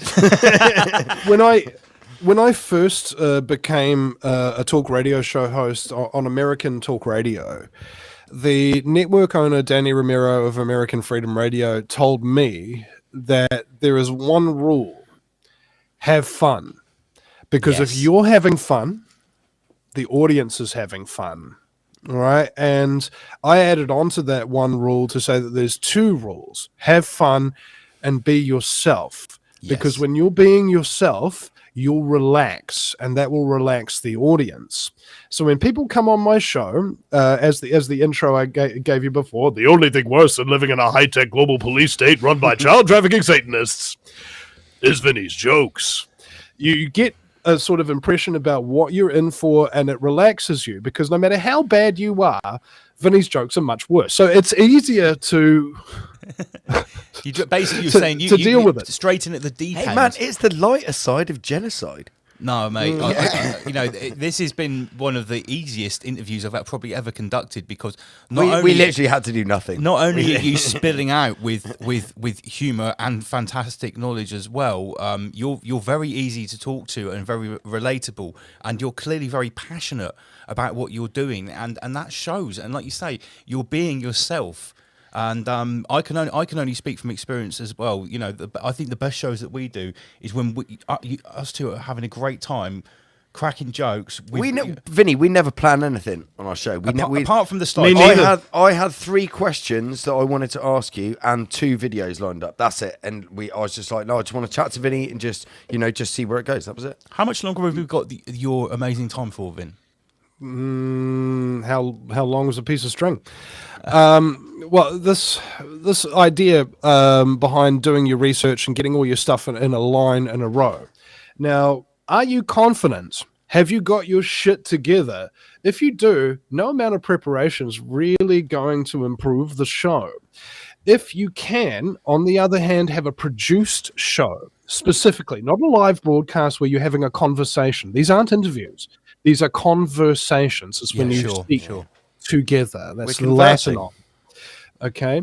Now, I believe that speaking together is the way that knowledge was shared in ancient times. Traditionally, if you wanted to become the next tribal leader, you would have to sit around a campfire with the current tribal leaders, and you would be absorbing their knowledge through voice and voice only. This is why talk radios are particularly powerful, and why podcasts and things of that nature are still becoming very popular.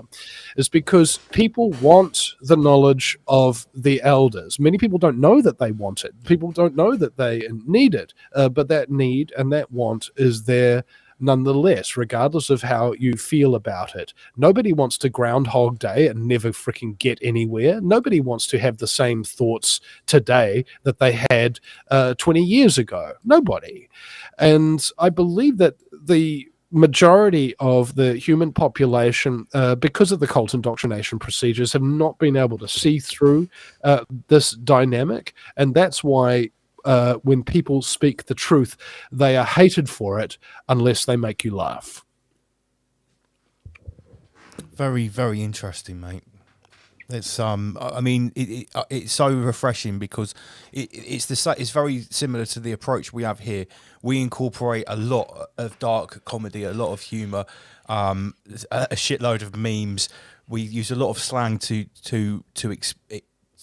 mask what we're saying, but it's still have a way to talk about what's going on without getting cancelled. We, you know, like yourself, we already lost our first channel. We only had 5,000 subscribers. That was a lot for us back in early 2021. 5,000 is a hell of a freaking slog to get, you know. Oh, even that's getting to massive, the first 100, you know. Yeah. I think getting your first 1,000 subs on YouTube is probably the most difficult.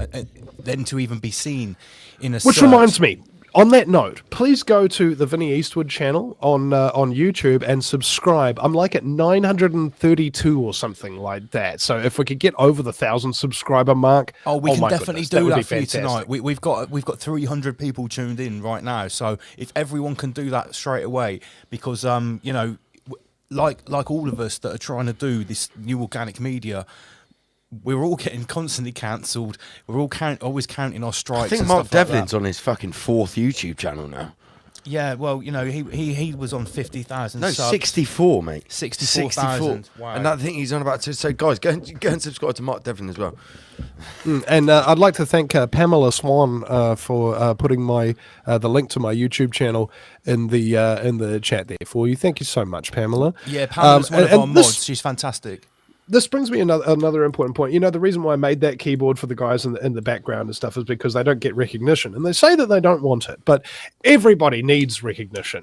That even if they say they don't want it, they need it. They need to be appreciated. So always give your love and your appreciation to anybody who helps you out, and never believe that you have to pay it back. Always believe that you have to pay it forward. If somebody does something for you that you cannot do for yourself, hold that in your mind, that somebody was there for me when I needed it. And the next time when somebody is in front of you and you may not even know who they are, they say something and you realize that you can help them, and you do it just because it's the right thing to do. That's how the universe works and keeps perpetuating itself in good ways and bad, is by the people paying forward the gifts that have been given to them. Sometimes you get the gift of trauma, and sometimes you get the gift of enlightenment, and it's all about what you do with it.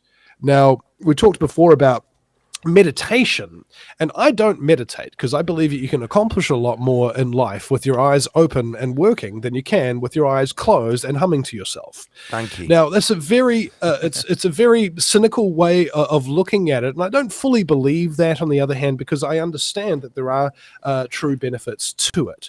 For example, in, I believe it was a Zeitgeist Addendum, they showed a story about the Washington, D.C. meditation group that had 3,000 people meditating to reduce the murder rate by 30%. Now, Washington, D.C. is the murder capital of the world. People get murdered there all the time, principally because they've got a gun ban, so nobody's able to defend themselves against criminals. And so the chief of police the UK. the chief of police was quoted as saying that, and I got a joke about the UK in a moment here. Can't wait for that. That it would take 6 feet of snow in order to reduce the murder rate by 30%. These 3,000 Wow. people did their meditation, and the murder rate did reduce by 30%. Seriously? Now, the reason why this works is because of the layer of reality we're here is 3D, and the layer above us is what's called the field, the morphic field. Morphic field. All right, so it's all the things that aren't tangible, but they're still there nonetheless. Yeah, and so everything that you put out into the quote-unquote ether has some kind of effect. So if you're sitting there thinking to yourself, man, I hate my life, I hate myself, and so on and so forth, there's going to be an effect on that. If you're sitting there thinking to yourself, man, I love myself, I'm actually a really good person, and I have done a lot of good work, and I am appreciated, and I am cared for by a lot of people. They just don't see the benefit in what I'm doing right now. There will be benefits associated with just those thoughts. So be mindful of your thoughts and how you think of yourself. Now, on the UK side of things, I remember Andrew Tate was saying on a radio broadcast that he does not wear a Rolex when he goes to England. And the reason why is because there are people with machetes on mopeds who go around looking for people with expensive watches and chop their arms off and get the hell out and go into a side street on their moped, and they get away. And the joke is that in England, a Rolex might cost you an arm and a leg. Yeah. If you're a real bad man, you might have an extra Rolex on your ankle too. And then someone comes along with a machete. Wow. Yeah. Yeah. I'm sure there's That's some an guy in unlucky Hackney. day. I'm sure there's some guy in Hackney with a Rolex on his ankle. If I can imagine that, it's already happened. I mean, There was a guy in a Bugatti, like what was it, a $2 million car or something like that, just sitting there, and this guy freaking bashed his window in and chopped his arm off. Unbelievable. I mean, that must be in some inner city proper shithole. Right, Spitter, my friend Marcus, who's been on the show before, right, MC Spitter. Yeah. I met him in East London. He now lives in Southend-on-Sea. He said him and his other friends left East London and moved out to Southend-on-Sea because of like Somali gangs and whereas before someone might have a fight or maybe pull a small knife, these guys just pull out a machete and it just goes straight into you. He said it was just too much. And for anyone that's watching this show that's not in the UK, that stuff does happen in the UK, but that's really confined to cities.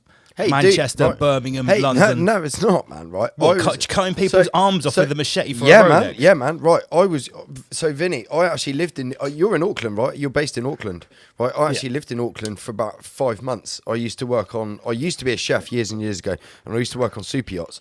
And one of actually my favourite seasons I did, a charter season, was when I was based in Auckland. And by the way, it's really hard to get any good weed in Auckland if you're straight off the boat, as you want to say. But yeah, it is.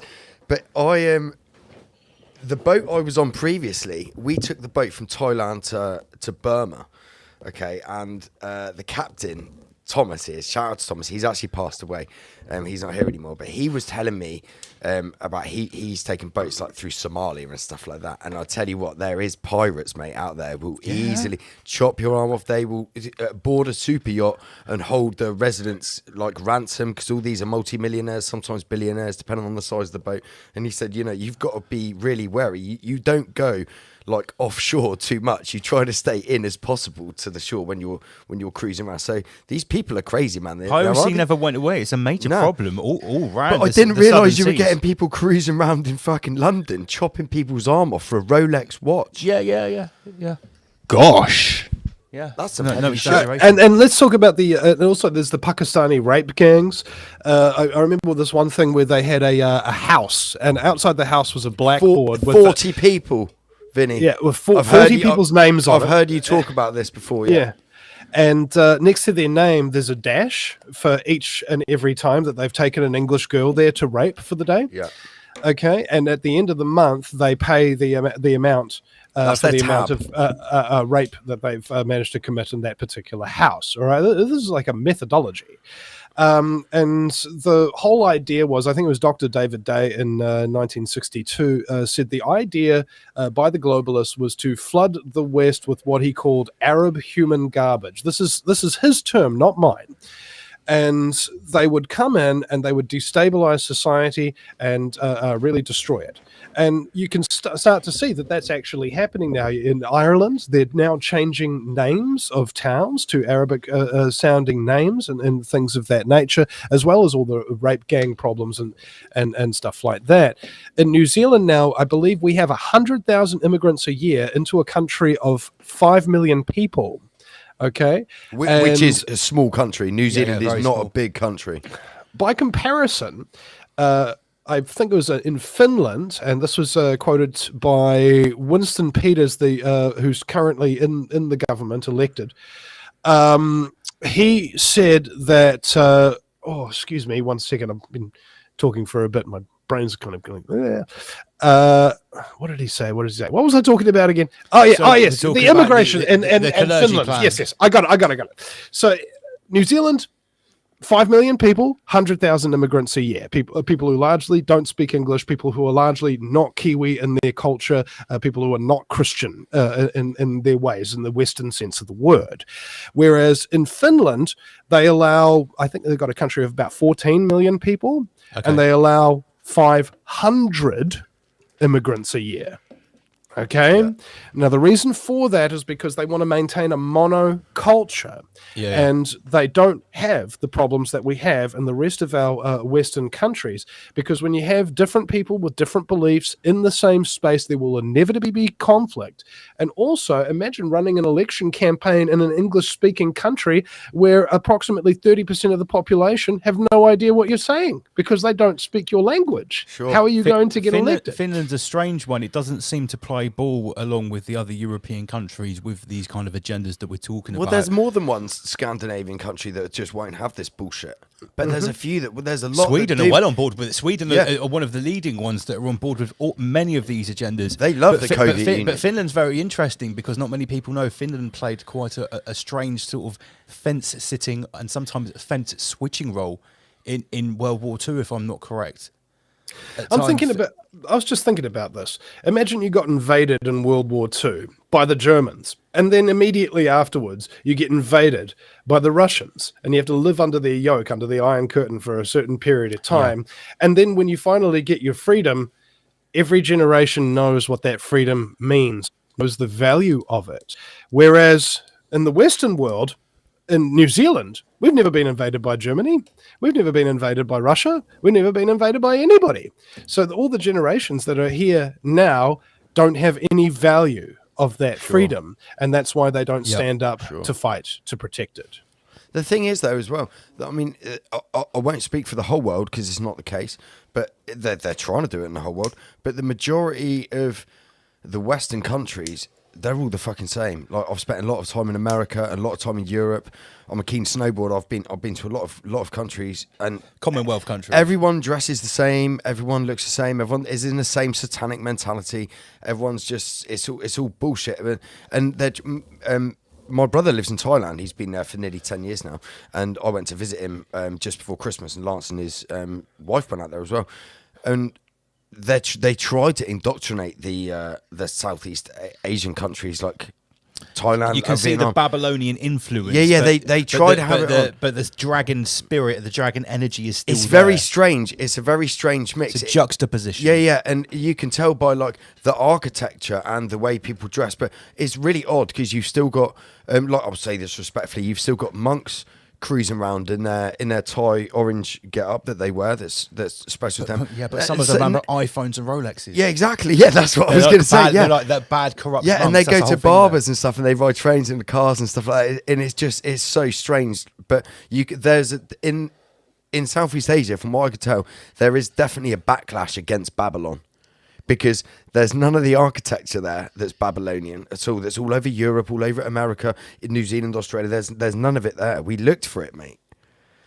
Yeah, sure. There's that. I mean, there doesn't seem to be any of those really old stone. But there is buildings still a large population, a large percentage of the population which takes their selfies and are addicted to social media and are much more addicted to social media in Asia. Than there's loads of that. I mean, it's very sad to see that culture's diminishing.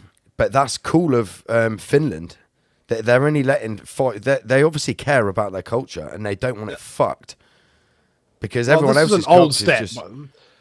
Yeah. I mean, this is an old stat, by the way, so it may have changed since then. I don't know, but and that was just at the time when it was quoted. We were having but 50,000 Vinny, that immigrants. number, That's now doubled. even if that's an old stat, that number compared to the same year of what we've been letting into the UK would be fucking. Because we've got 66 million in the UK, and I think the official stats of how many people are coming into the UK each year is a couple of 100,000 or a few 100,000. So if you compare that to New Zealand, that has only 3 million people, and you've got 100,000 coming. 5 million. Sorry, 5 million. You know, the ratio is much higher for New Zealand. Yeah. Mate, if Jacinda Horseface had her way, they'd be flooding it with way more people than that. New Zealand, they'd be fucked. Yeah. Jacinda Ardern actually walked into a bar, and the bartender said, "Why the long face?" That's it. That's the joke, ladies and gentlemen. It's based off an old joke about a horse walks into a bar and the bartender says, "Why the long for face?" sure. And I think that there's also this element as well as fear of speaking up against Islam, fear of speaking up against the globalists because there'll be consequences and so on and so forth. What do you think the consequence will be if you say nothing? If you do nothing? Precisely. Okay. And it's not like these people have got their own agenda and they're trying to do this. They're puppets. They're tools of the globalist. They know the way these people work, and that's why they send them to your country to destroy and destabilize it. Because if you were used to peace in the streets, truth, liberty, honesty, okay, you wouldn't tolerate this kind of stuff going on. No, you wouldn't. But if you've been flooded with criminals and immoral rapists, practices, and the whole apparatus of the country that you are part of is absolutely supportive and prevents anybody from criticizing it, there's going to be some consequences to that kind of shit, isn't there? You know, how could there not be? And that's why you've got in so much trouble, Vinny. Not over this issue, and I think it was just that jibby jab, locky downy, hopey changey sort of mentality that sort of afflicted everybody. He said you can change culture in 6 weeks, just with the right amount of repetition and stuff like that. In New Zealand, we had the announcements. This is an announcement. Go and get yourself a V. And don't be one of those anti-V bastards. You know, on the news every night. It was the only thing that was on. Even the music section was just going, "Oh, unless you've got a passport, you can't come to the music festival." Right? Indoctrination through repetition. Even the traffic report was, "Oh, there's no traffic today because it's lockdown, but there's huge queues to go and get tested." So we had Vinny. I remember in 2021 when the final solution came out. There was on the dual carriageways and motorways in the UK. There was in our area anyway. There were signs saying jabs plus testing equals our way out. What was on the signs. Your way out of what? Yeah. That's what I mean. Our way out. That just tells you you're in fucking prison. Yeah, they were going to make a fake ad for it. Introducing our new "Try it before you buy it" scheme.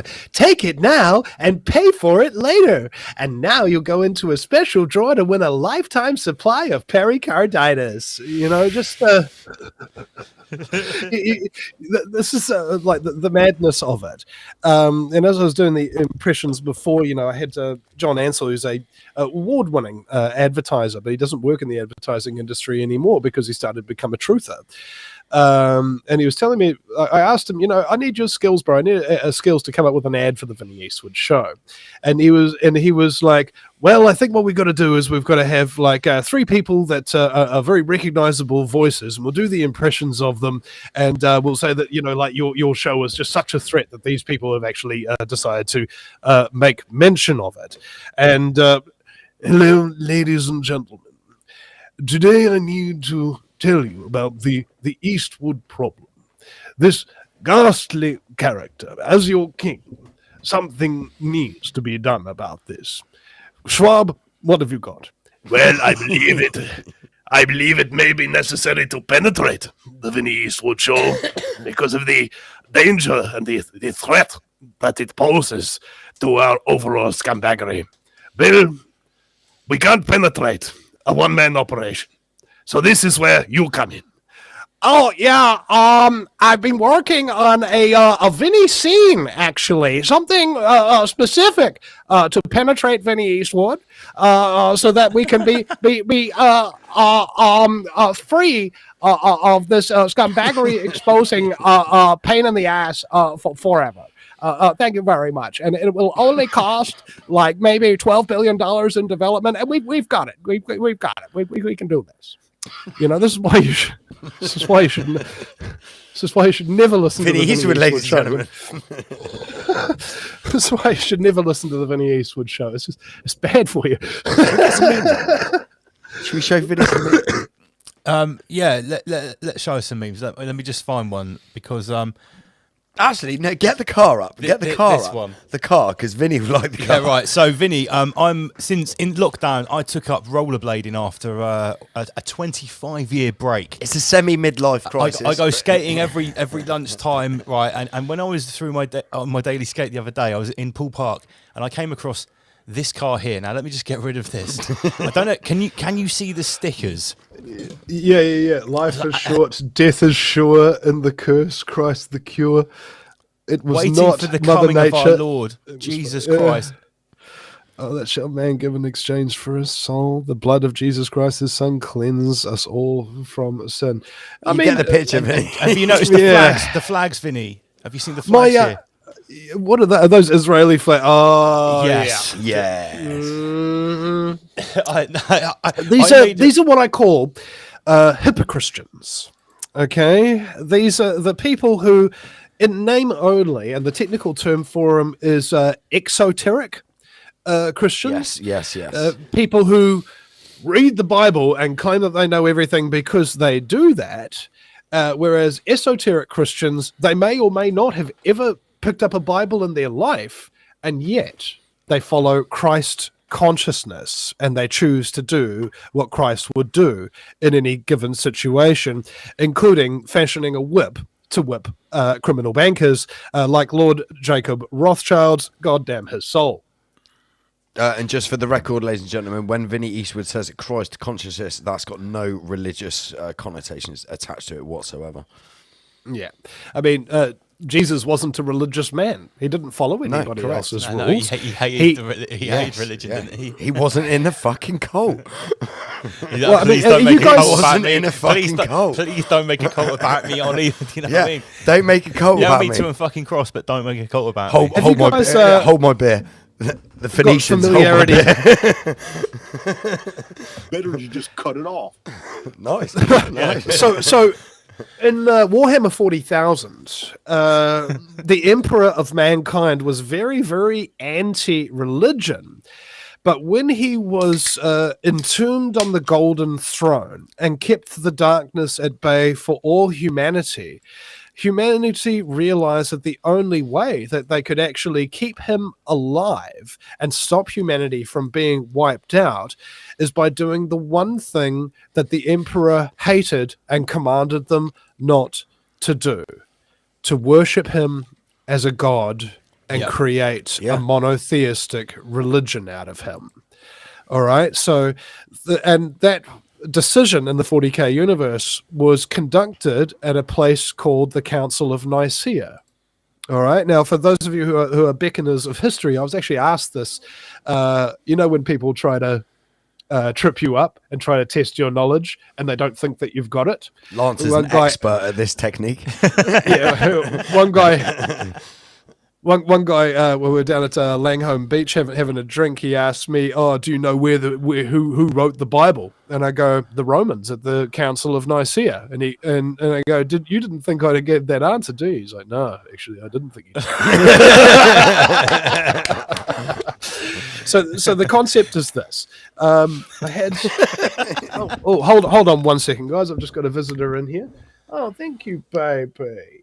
Oh, she gave me some vitamin C and some pills because I'm suffering from the thing that disappeared in 2019 after being existing for all of human history.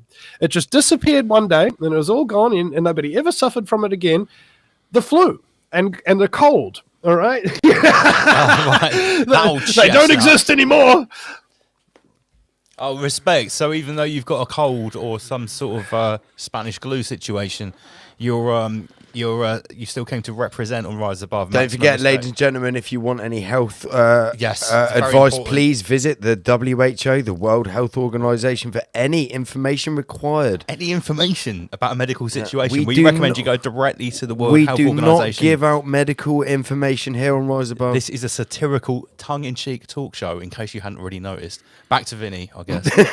Sorry, Vinny. Just remember, ladies and gentlemen, whenever you have a question about whether or not there is a veracity in the statements of Vinnie Eastwood, remember, Vinnie Eastwood is always wrong about everything, and you should never pay attention to anything he says, ever. And if you do, you are a tinfoil hat-wearing, Islamophobic, transphobic, conspiracy theorist, and you need to shut the fuck up.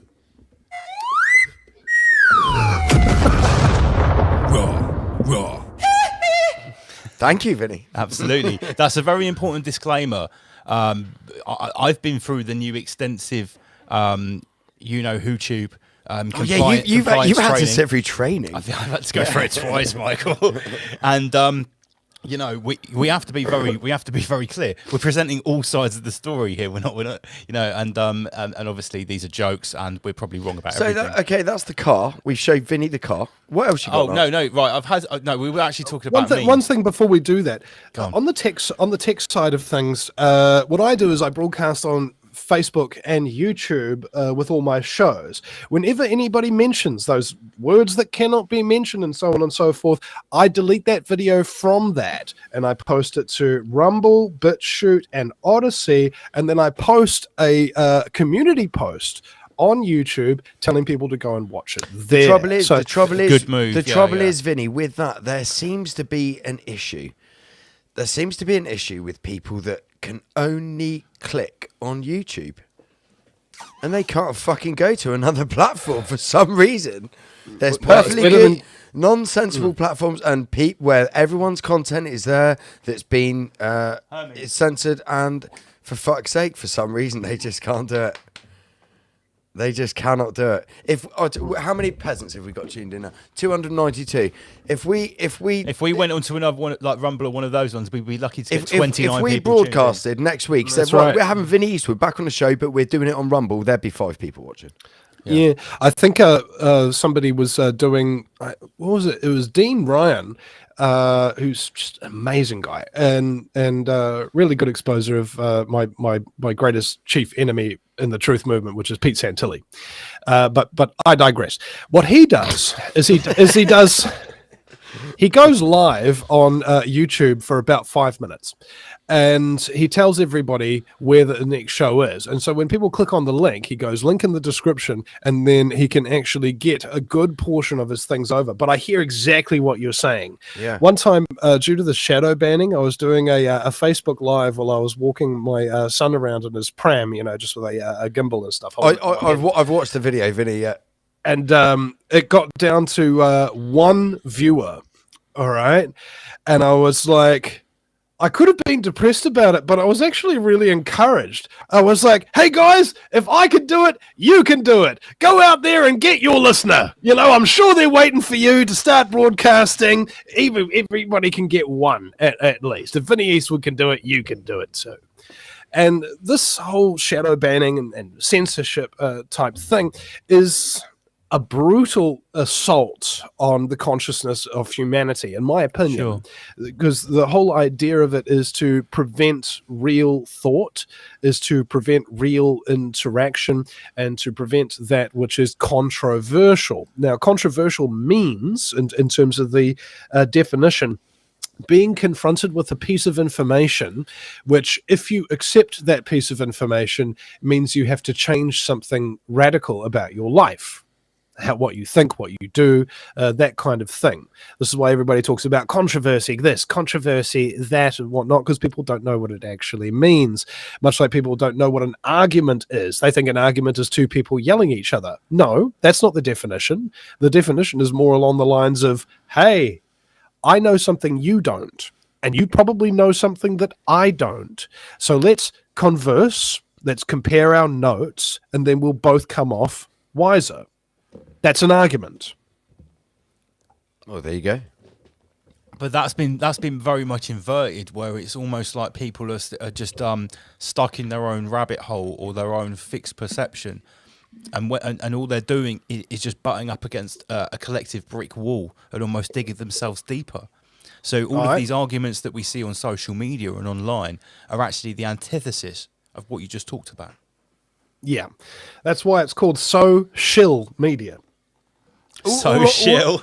All I see on social media is arguments now. It's literally become toxic as fuck. Okay, I've got to actually explain this thing. All right, two things. One is the Primarch of the Rockefeller family, and the second is trolling and who they are. So first of all, trolling. Psychology Today did an article about narcissists, psychopaths, and sadists are the internet trolls. Now, what do each of these three groups want from you? In general, they want different things, but they basically need one thing from you in general: your attention. Okay? The block list on my Facebook is so long that it would take me nearly 2 or 3 hours to scroll to the bottom of it. Really? Okay? All right? I am vicious when it comes to blocking people. Absolutely vicious. Anybody comes up with any abuse in any way, shape, or form, blocked. No arguments, no warnings, no nothing. Because you can tell that you're dealing with somebody who wants to hurt your feelings or wants to frustrate you, and they have no interest in listening to you or engaging in an actual argument. The only thing they want to do is hurt you and get you to give them attention. So if you get offended and you start arguing with them away, you're giving them what they want. Yeah. Block it's very easy everybody. to spot those people versus those who have genuine constructive criticism about the integrity of the information you're presenting, about your the way you've constructed your argument, etc., etc. It's very easy to distinguish between those people. For instance, we have a huge amount of criticism for the fact that instead of putting ourselves behind a paywall or asking for a subscription to access our broadcasts, we sell merchandise, i.e. t-shirts, hoodies, and we have Thursday Night Raw Academy paid courses, which are, £10 or £15 for a course. We get, from a very small minority of vocal people, we get a lot of criticism about that. And it's like, none of these people have never considered the time and cost it takes to put in forward your own media station or a YouTube channel or your own website or whatever you're doing, and it's they're just stuck on a repeating record, trying to bring you down, trying to take your attention away, trying to get you to argue, to justify what you're doing, which we do. Sometimes we do have to, we do customer services and we put the comments on the screen, and we do sort of try to respond to this stuff. Yeah, mate. But I think what Vinny says is very true. It's like you are giving your energy to people that are simply probably requesting your energy. We're being harvested. You guys sent me an email and you asked me to give you my time and my energy, and you asked nicely, and we're having a good conversation. It's been awesome. Where we're all learning on that a note, little bit of I'd something. like to say thank you to Rebecca at Anacapulco. Because I think she put us onto you, Vinny. She mentioned that we were interested in talking to you. Yeah, and that's another thing as well. The I most fucking begged her, important- Vinny. I fucking begged her. I was like, because Vinny was on after us, right? It's really synergetic. Yeah, that is. Vinny was on after us in the. Were you live, Vinny, or did you do a recorded presentation? Pre-recorded, yeah. Yeah. So I think we were on the Monday evening, 10 or 11 o'clock, but I know that you were on before us, which was after. Vinny was on after, I think. No, we had the closing. Oh, did slot. we? No, yeah, so they put us on last in case anyone got offended. Oh right, yeah, of course. Yeah, we had some pretty tasty memes. Anyway, we were trying to show Vinny a meme. Sorry, yeah, we've been. Hold your horses. Hold we on. entertain tangents here on Rise Above. Vinny, you've heard, you know who Greta Thunberg is, obviously. Well, it's pronounced Greta Thunberg. Okay, Greta Thunberg. which really grates on you, you know? It's definitely great. And you know who Has anybody been to Sweden? I'm from Sweden. Trust me, Vinny knows who Mr. I know, yeah, but I'm just leading up to the presentation of this okay. meme. This is and you obviously know who George Soros is, right? Oh yeah. Well, check this out. Boom. Yeah. What do you know about this? We have a team of memesters here. Raw. This one is made by Auntie Covia. Massive shout out to Auntie Covia. We've got about 5 or 6 people in our meme team that are working on rotation. I think it went up to 12 at one point. At one point, in 2021. I think in early 2022, we had over 12 memeticians working for us full time.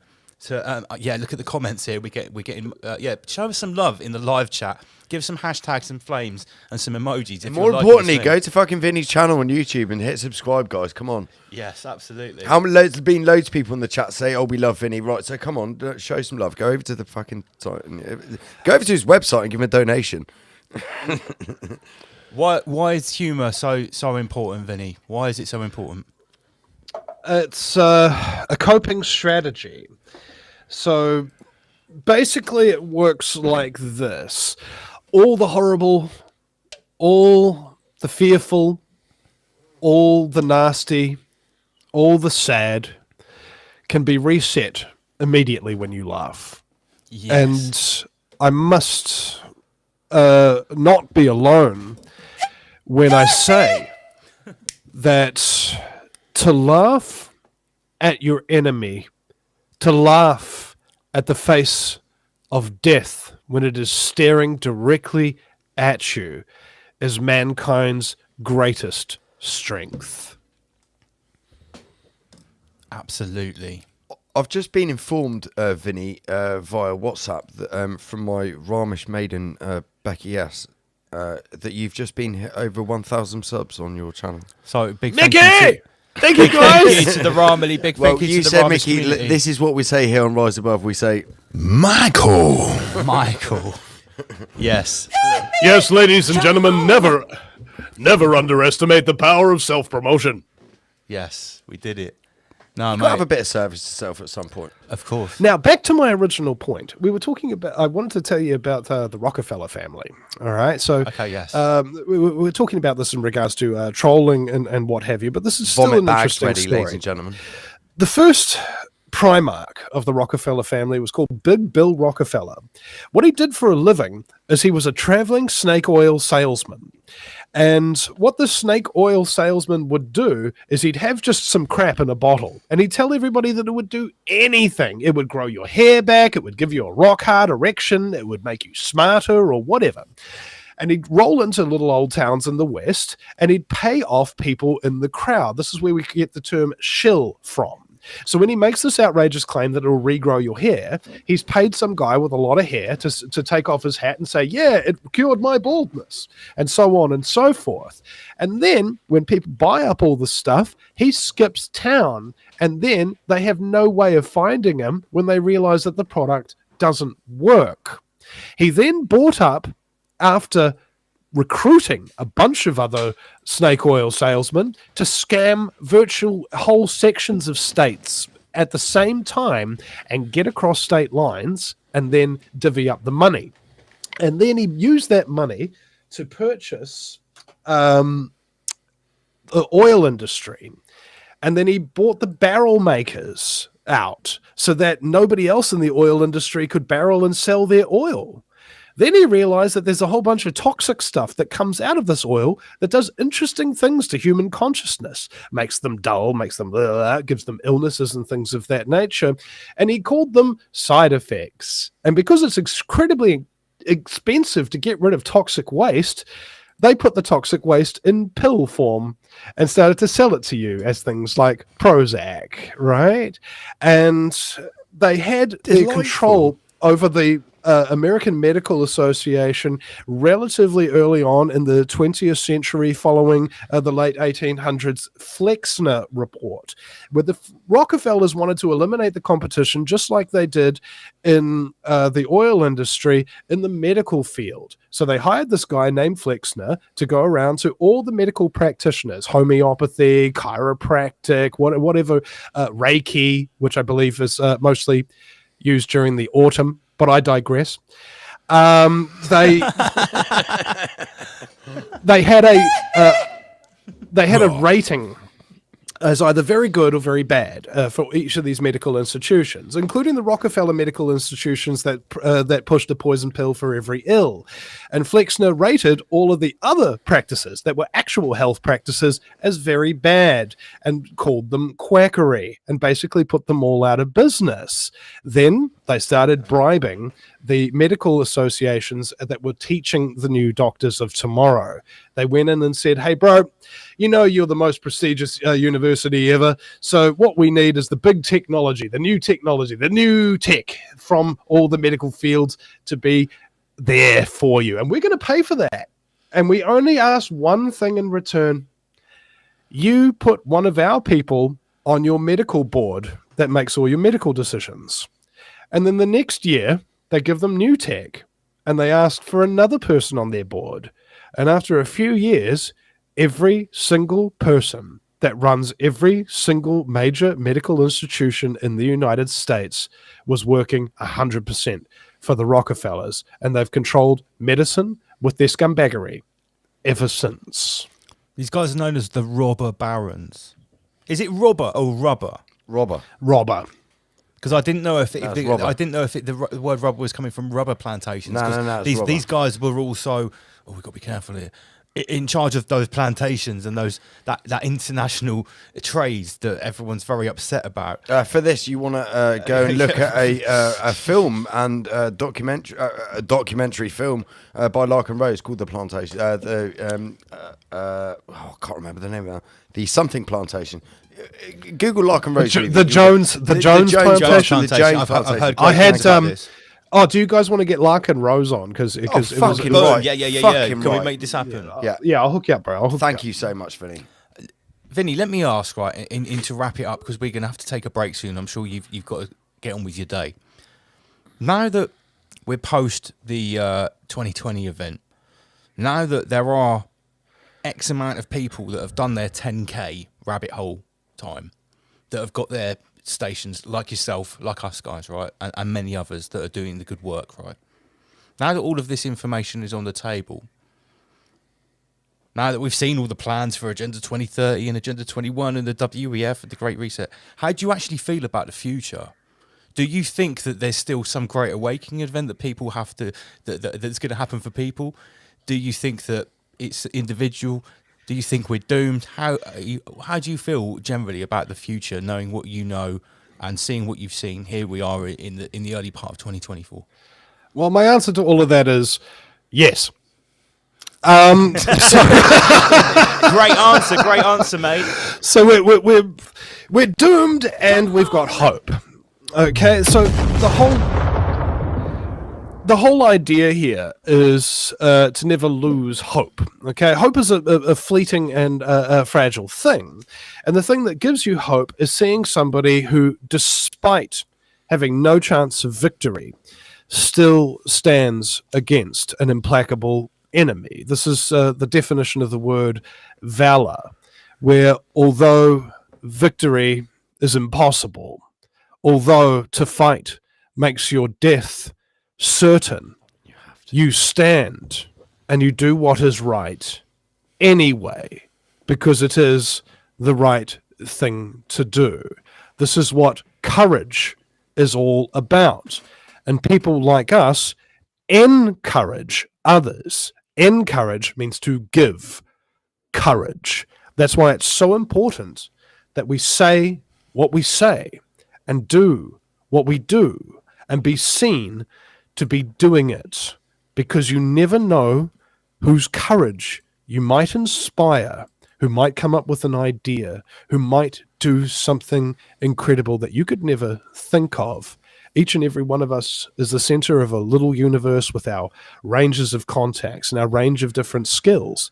And I've talked to maybe a couple of hundred listeners of the Vinnie Eastwood show in person, at length, at parties and protests and things of that nature. And they're all the same, all right? They're the same in these manners. Number one, they've got skills, like real skills. Like these people can actually do things. Number two, they're highly intelligent. They can actually think. Number three, they don't back down to anybody. Having people with those three personality traits listen to me is incredibly humbling, because these people know things that I do not. They can do things that I cannot. And that is why it is so important to appreciate at all times our audiences, our listeners, our supporters, our families, our donors, and all of that kind of thing. I would not be here. Like, you see this jacket we're wearing here? Okay, donated. You see this t-shirt I'm wearing here? Donated. You see this microphone that I'm speaking through here? Donated. You see this webcam that I'm broadcasting through here? Vinny, people have commented in the comment section about your microphone. Mate, that mic's dope. That mic's dope, mate. All right, that's Luke Hurley, who's a New Zealand guitarist, and I met him at Cafe 1-to-1 at an open mic night one time, and he goes, "Oh, Vinny, I love your show, mate. I love your show.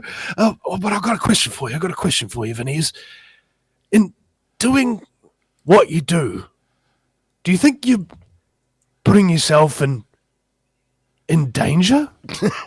and I went, "Well, one can only hope. I mean, Try my best, mate." Yeah, I mean, we laughed so hard that we actually destroyed the act that was on in the cafe behind us. Somebody actually came out and told us to shut up. Well, Vinny, from what you told us earlier about your interaction with the order following community, it's safe to say that you're doing something right. That's for sure. So, on this point, there's two people who approach you, and they approach you in many ways, and they take many forms, but they're basically two entities that are promoting two complete opposite ones. The first entity comes up to you and says, "Guys, I want you to sell lies." And you go, "Lies? What do I get if I sell lies?" "Mate, you're going to be rich. You're going to have fast cars, house, famous people that you see on the TV and what have you. You're going to be partying at their homes, doing drugs with them. You're going to have infinite girls to shag, that kind of thing." And you're like, "Really? That's what I get if I sell lies?" "Yeah, mate." "Okay. What about you, bro? What do you reckon I should sell?" "I reckon you should sell truth." "Oh, yeah? What do I get if I sell truth?" "Well, you're going to lose most of the people that you know that you thought were your friends. Probably your income too. And you'll become abused and become some sort of a social pariah. And you're going to go through significant amounts of suffering and persecution. That's what you get if you sell truth." You're like, "Okay, you haven't really thought about the sales pitch, have you?" "No, it's the truth, mate." "Okay. Well, what are the unintended consequences of selling lies?" "Oh, well, all those friends that you've got, all that money and all that friends, they will disappear the second you do one thing that they don't like, because they're not really your friends. And all that money you've got, that can be taken away in the blink of an eye. All those assets you have as well." "Really?" "Yeah." "Well, what are the unintended consequences of telling the truth then?" "Well, you won't have many friends. But the friends that you do have are gold standard.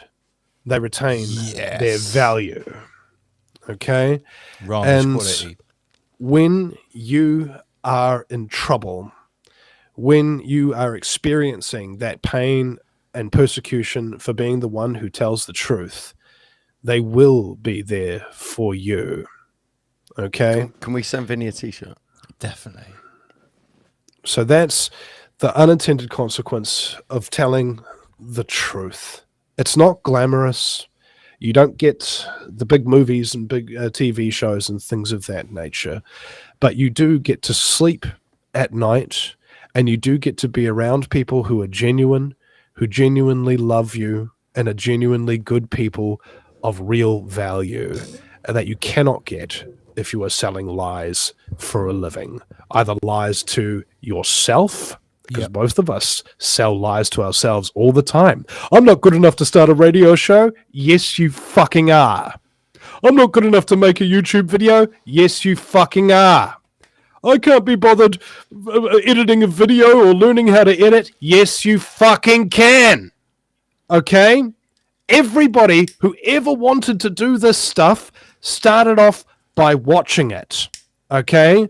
Every musician heard music before they started playing. Every filmmaker watched movies before they started making them. Every talk radio show host listened to talk radio before they started making their own. You have all the qualifications you need, ladies and gentlemen of the audience, to say, fuck this. I'm not doing the same thing over and over again. I'm going to change something. I'm going to do something. And ain't nobody going to tell me why I shouldn't, because all of those people will fade away from me in time, because they're not really my friends. They're not really my supporters. They're not really my family.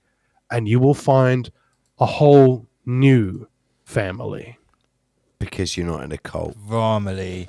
Absolute flames. Right, 2 absolute quick fire questions before we let you get on with your day.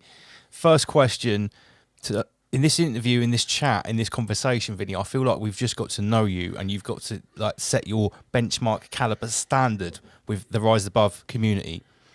Which has been very well received. I want to get you back on sooner rather than later, and I'd love to analyse some current events and news with you. Would you be up for that? Yeah. Brilliant. And the second very quick fire question, when we talked about the nature of a reality earlier on and the holographic vortices Fractal being that we live projected by inside, collective going. are you familiar with a guy called Jason from a channel called Archaics? No. Okay, well, I'll send you some This links. is a holographic construct. He hasn't heard of Jason from Archaics. That's all right. All right, we'll send you some links. All right, Vinny, it's been an absolute pleasure, mate. And I think I can say you've actually been one of my favourite guests we've had on so far. Mate, I told you. Andy PG. I told you, mate. Cup on cap. So, Vinny, before you go, so we were very privileged to be invited to Acapulco, and subsequently Rebecca put us onto virtually. Virtually. Mate, we were still in attendance. Doesn't matter if it's virtual or not, we were still there. And Rebecca very kindly put us onto you, Vinny. So if you would literally let Lark and Rose know that we would like to talk to him. Love to talk to him. That'd be brilliant. That would be really good, man. Really good. Yeah, I mean, no problem. This is something I was going to say before. I think I forgot to say it, but networking. The people who teach networking, they teach the most important principle of networking. It's not to run into people that you work well with.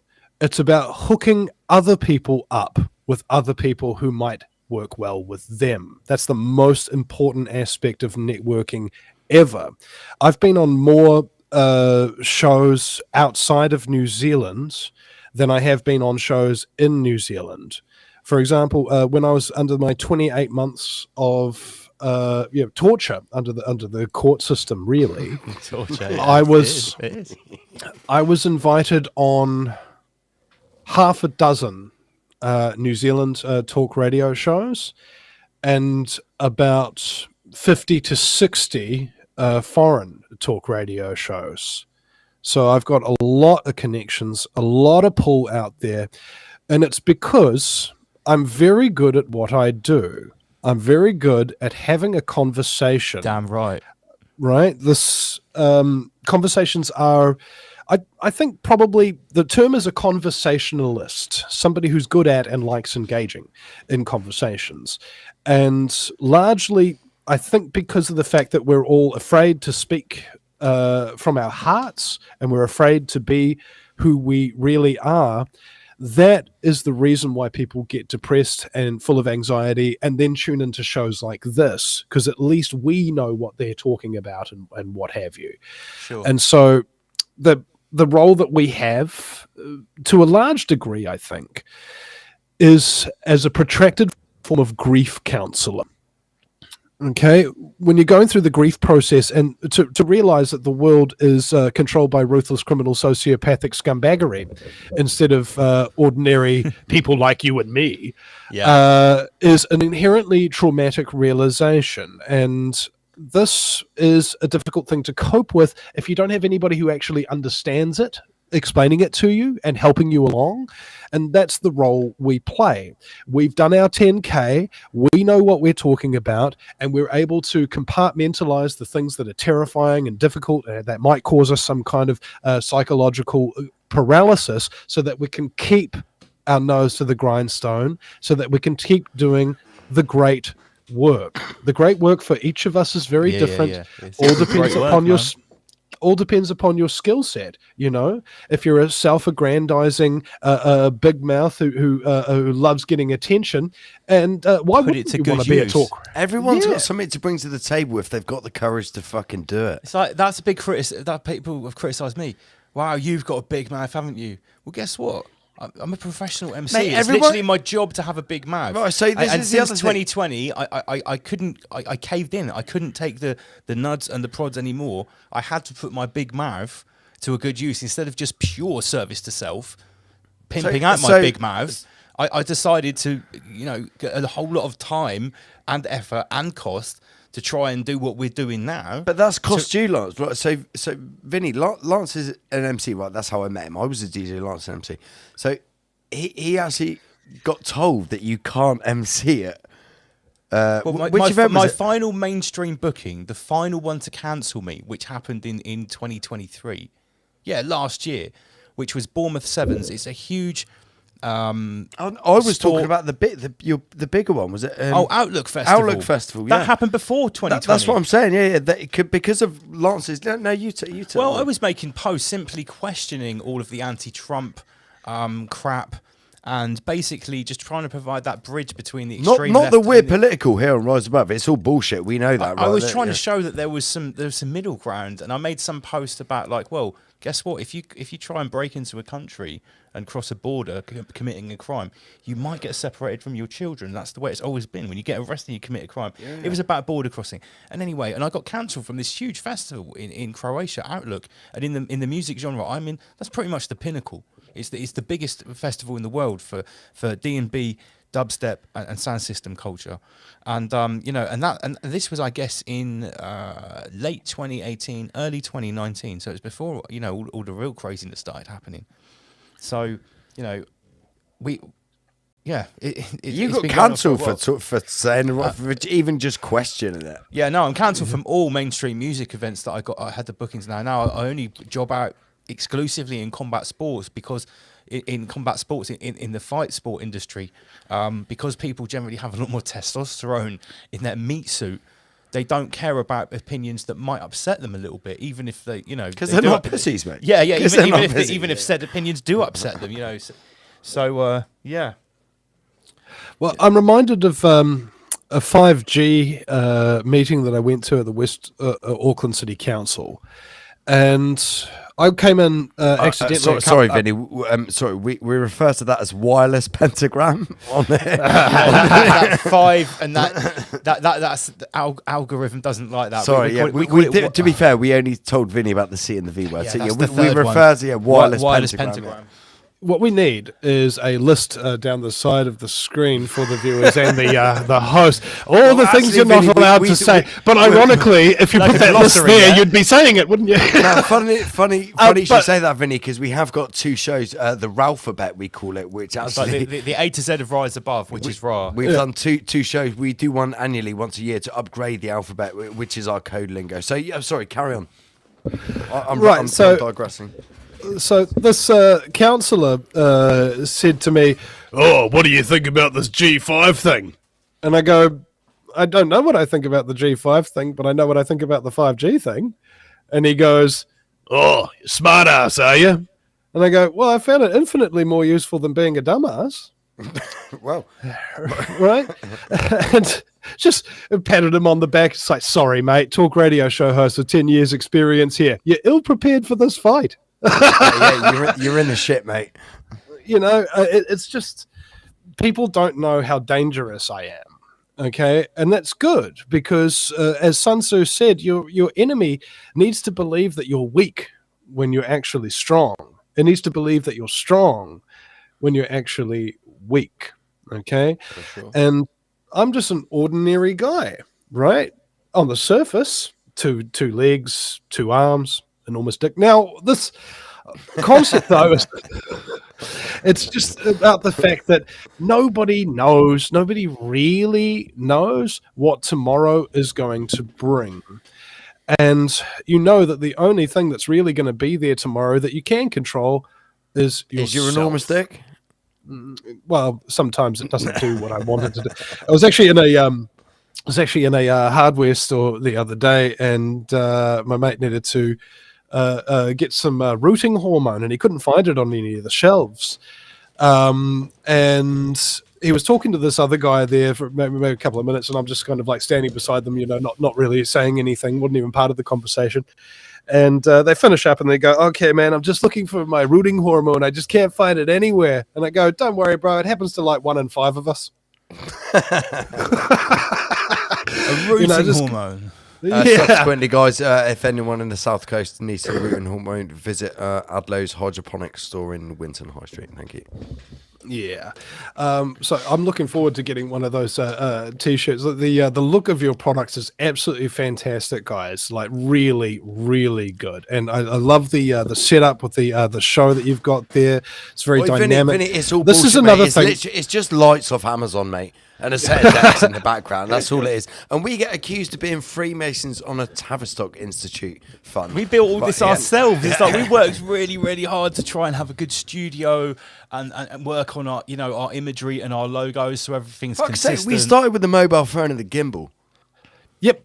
Yeah. I mean, I know people who just started with a mobile phone, and I had to give them a gimbal. Yeah, there's nothing wrong with that, but like we're not on any kind of shill payroll. Like Lance gets called a Freemason Jew all the time, didn't he? Just because he's got curly hair, for fuck's sake. Big nose as well. Yeah, I get it all the time. Okay, so there's something I want to clear up about this as well, because Freemasonry, there's been a secret war going on inside it. It's the Scottish Rite versus the rest of Freemasonry. Okay. Freemasonry used to be a way for young men to become real men and be given the ancient Moral knowledge men. that's been passed down The for actual thousands good- of years. The ancient knowledge of all time. Real the Freemasonry. The timeless knowledge, right? That's Builders. real Freemasonry. Now, it got infiltrated by the Scottish Rite. These are the people with the 33 degrees and stuff like that Yes. you hear about. So there is Freemasonry and there is dark Freemasonry. Okay? And people need to be able to discern the difference. Yep. Let's say theoretically, even if you were a Freemason, have a look at his works. Have a look at the fruit that his Yes. tree drops to the ground. Would a Freemason do that? Would a Freemason be trying to help humanity, or would they be trying to do something completely different? And then again, this is dark Freemasonry we're talking about. Light Freemasonry, dark Freemasonry. There's light and dark in everything. There's polarity in everything.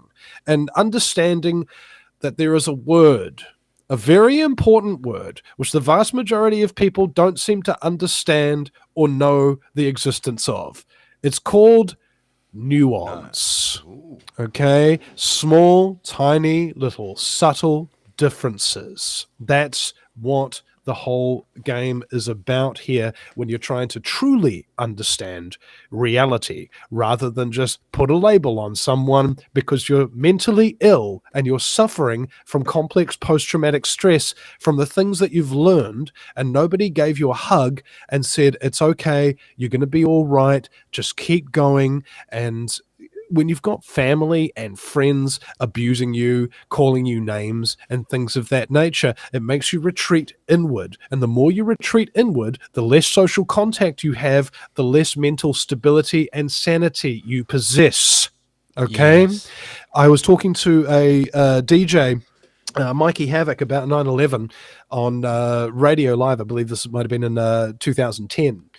And he said, yeah, but Vinny, when people go into this kind of thing, some of them go crazy and they just go mad and stuff like that. But I didn't. And they go, well, Mikey, you're a DJ, okay?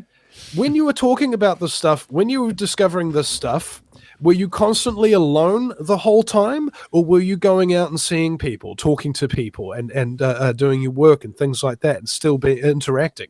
He's like, yeah, I was. Okay, that's how you maintained your sanity. Fuck, I never thought about this.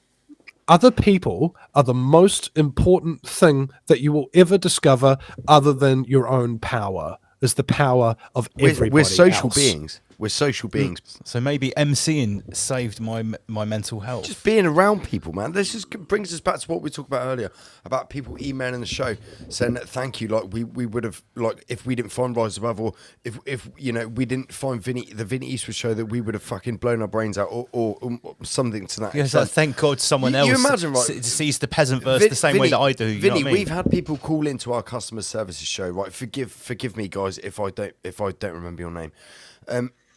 I remember someone was in a fucking remote village in the UK somewhere fucking desolate, mate. And there was no one. There was about probably a very small population in the village, and they were the only one who didn't submit the only person to the they COVID knew. union. Yeah. And they were all their family, friends, work colleagues. They were threatened to lose their job, and they were literally the only one in a fucking 50 mile radius that was in their way of thinking. And they were like, if there wasn't if I didn't find Rise Above, like I don't know what I would have done.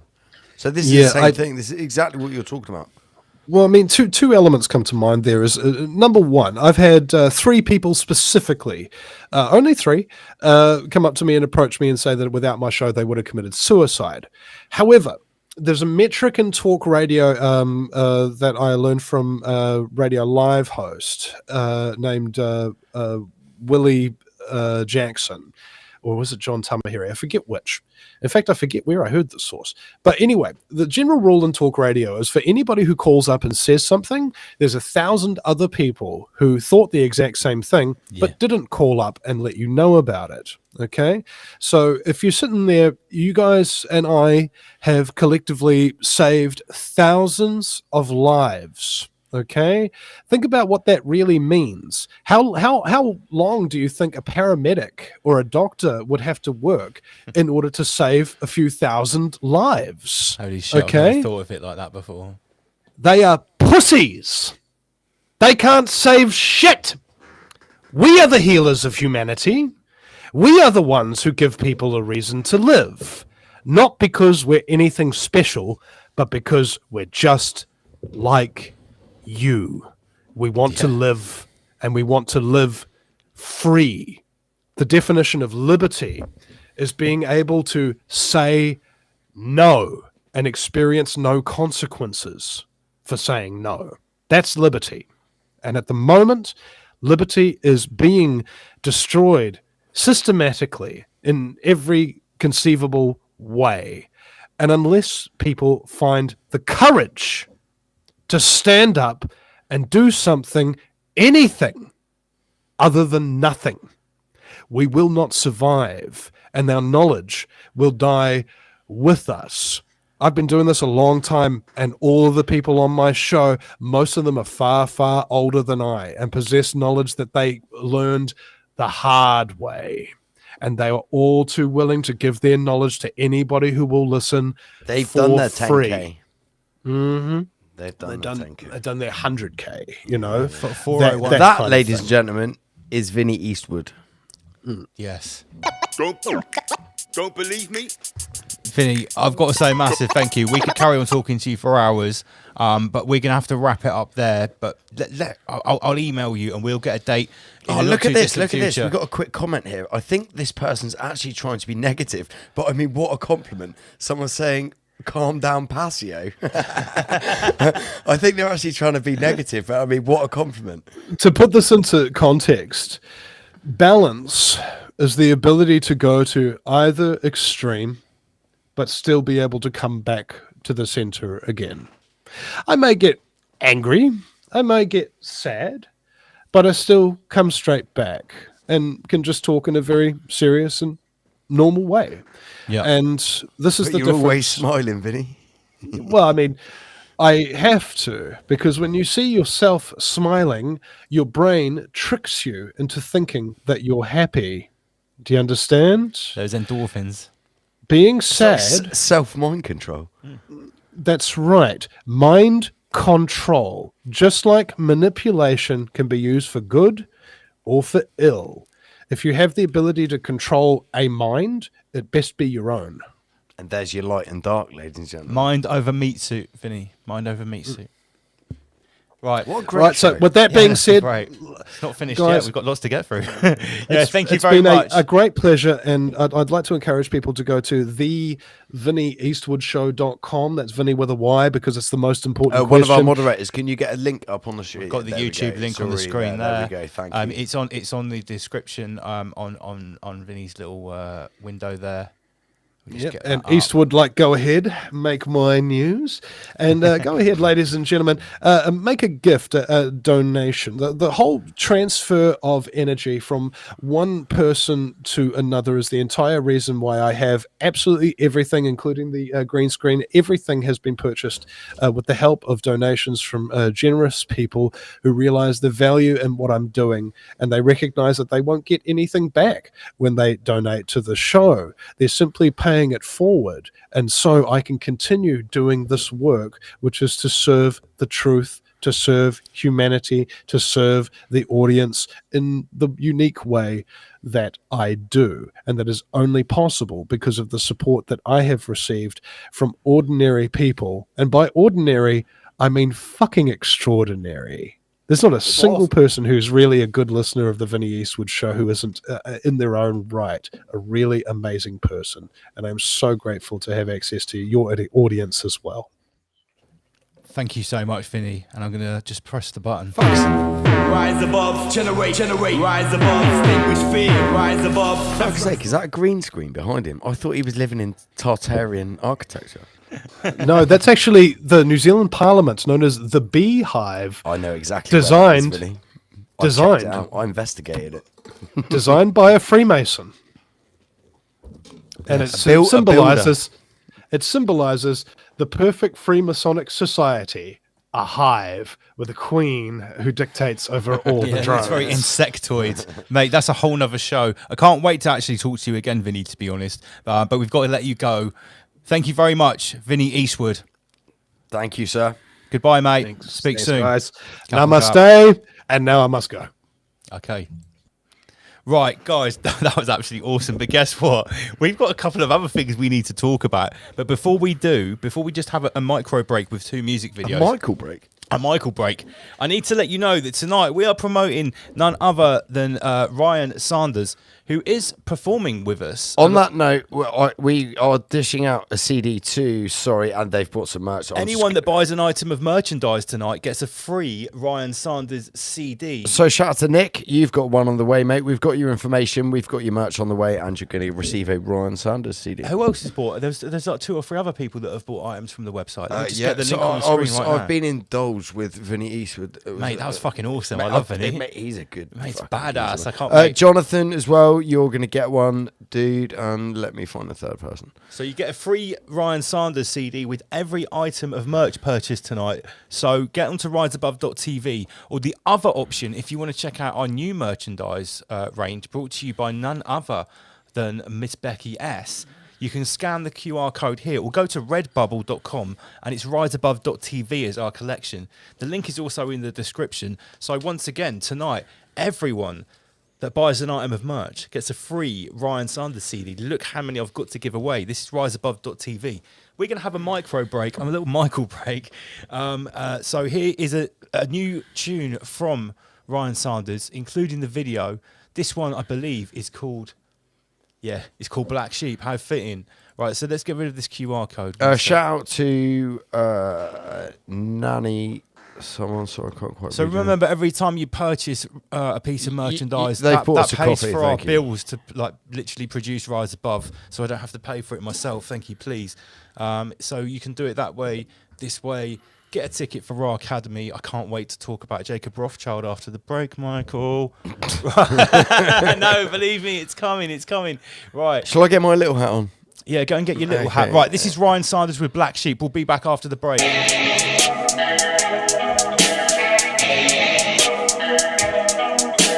I didn't mean to wake you up. I didn't know you were sleeping. I can see that you're still dreaming. I didn't know you were sleeping. I didn't realize.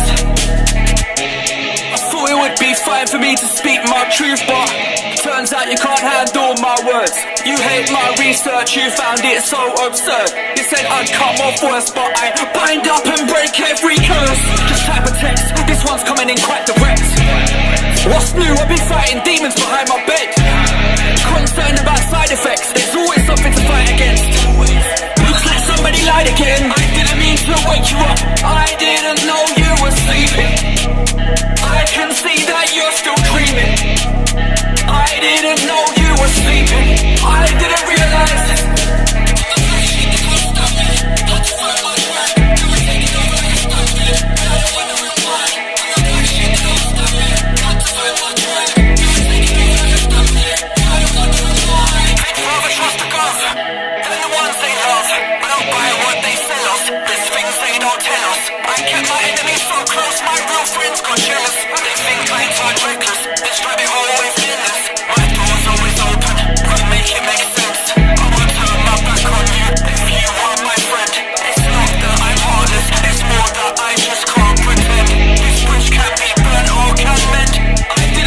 Wake you up, I didn't know you were sleeping.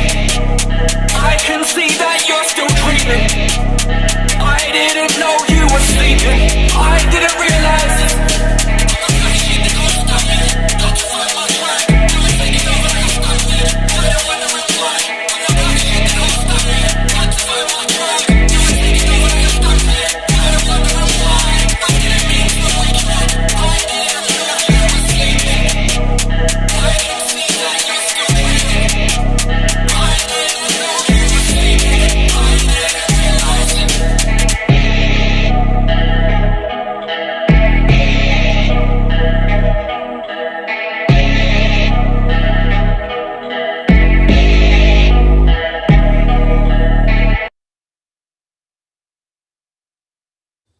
One, two. Yeah, so that was Ryan Sanders with Black Sheep.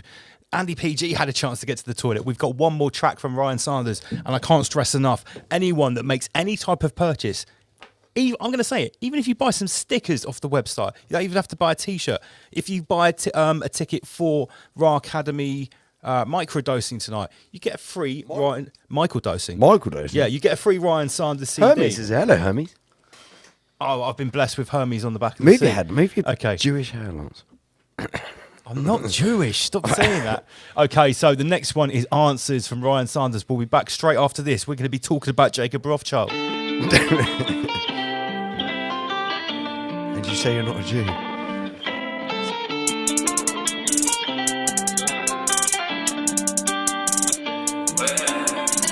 Where do the answers lie? In a book or up in the sky? I've been digging for truth, answers, I've been looking for mine. Where do the answers lie? Could it all be inside? When I meditate and investigate all corners of my mind, they need waking up. They need waking up. Media got families and friendships and couples breaking up.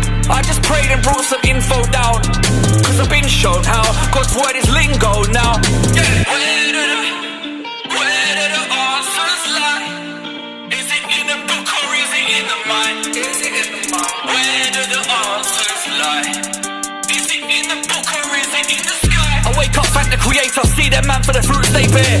Whinging, crying, work they ain't done, I guess I gotta take it there. True to myself, I co-create this life, this flavor's rare. God gave me a mission to save these kids from Satan's lair. Freak show on a Friday night, best know I ain't raving there. I'm in the woods, revolution out of the city, there's acres spare. No NPC can come around here. We're like bad slaves that rise above and extinguish fear. Where do the answers lie? Is it in the book or is it in the mind? Is it in the mind? Where do the answers lie? Is it in the book or is it in the sky? God gave you life, what you breathing for? Suicide, not what you leaving for? Rap man shaking, deep it more for real. God brought me back, you needed more. Snatching back from a demon's claw, it's brighter days after season 4. Where do the answers lie? Is it in the book or is it in the mind? Is it in the mind? Where do the answers lie? Is it in the book or is it in the sky? Where do the answers lie? Is it in the book or in the mind? Or in the sky? Hallelujah. Amen. All praise to the Most High.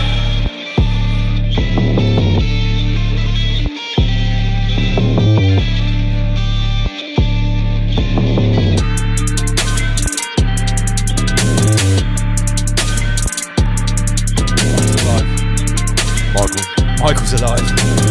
Big shout to Ryan Sanders every time. Rotten slanders. Yes, we have to support our homegrown, conscious, grassroots artists. Big shout to Ryan Sanders. And Shout out to Hermes and Apollo. Yes, we need to get a cat on each seat. Apollo's got. Can't stress enough. Any purchase from the website gets a free Ryan Sanders CD. I might even chuck in a sticker or two. Purchase. Do you get it? 'Cause there's a fucking cat behind me. Yeah. Right. Okay. So, big shout out to everyone that's still tuned in. Believe it or not, we've still got a few things to goddamn talk about tonight. So let me just get rid of the screen here. Where did we get to? Just get us off the screen because I'm on a joint, which I don't like to do on it. Yeah, no, I know. no, I don't like to do it on it.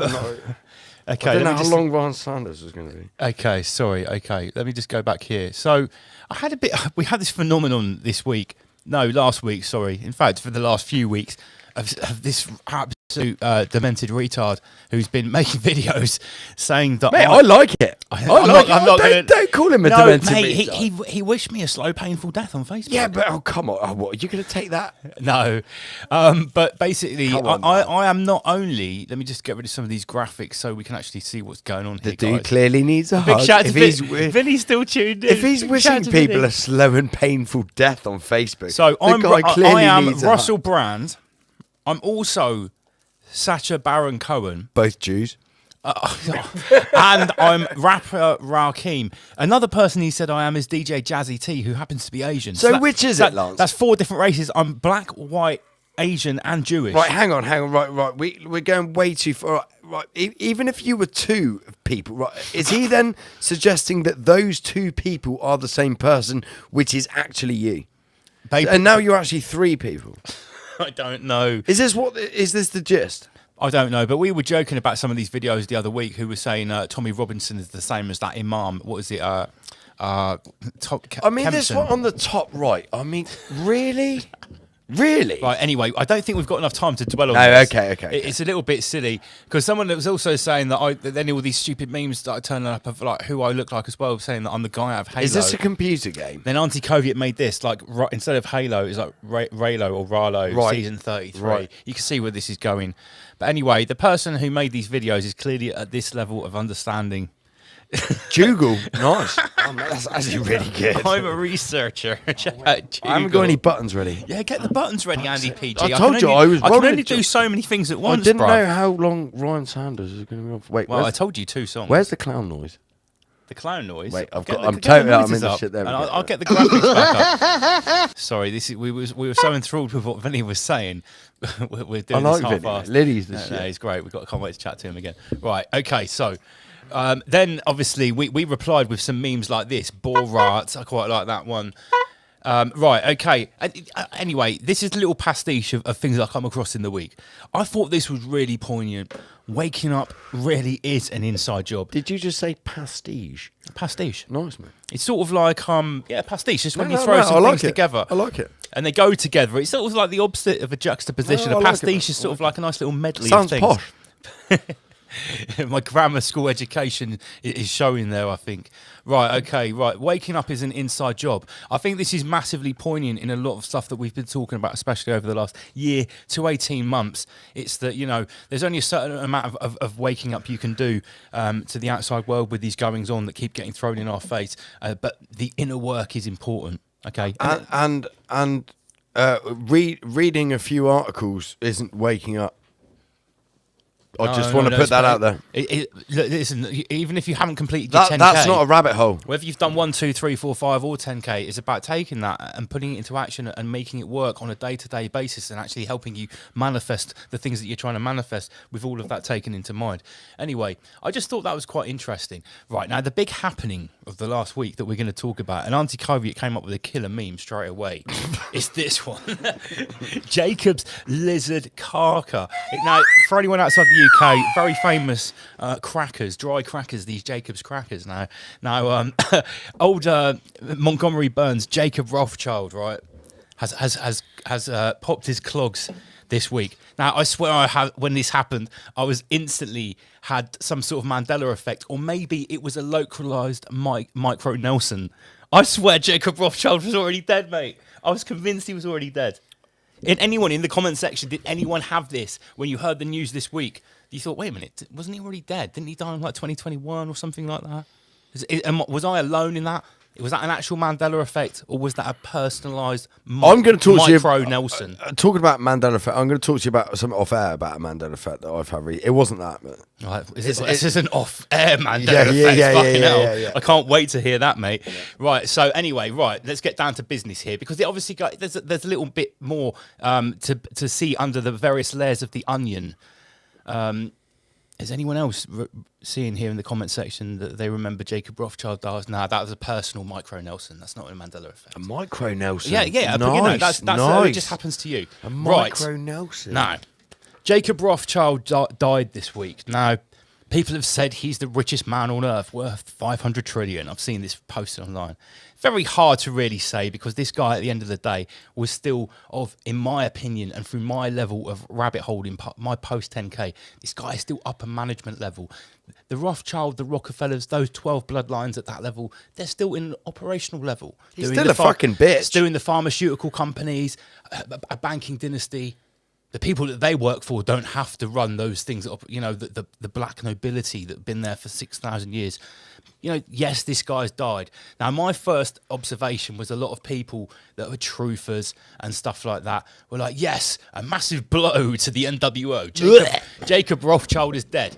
Well, guess what? Day one, week one understanding, when you start to look into these people, the double R's, Rockefeller and Rothschild, and these associated bloodlines, this is a transgenerational There's no way of me putting a vomit emoji on the screen. You know, right, but here is something interesting, PG. I don't know if you know about this.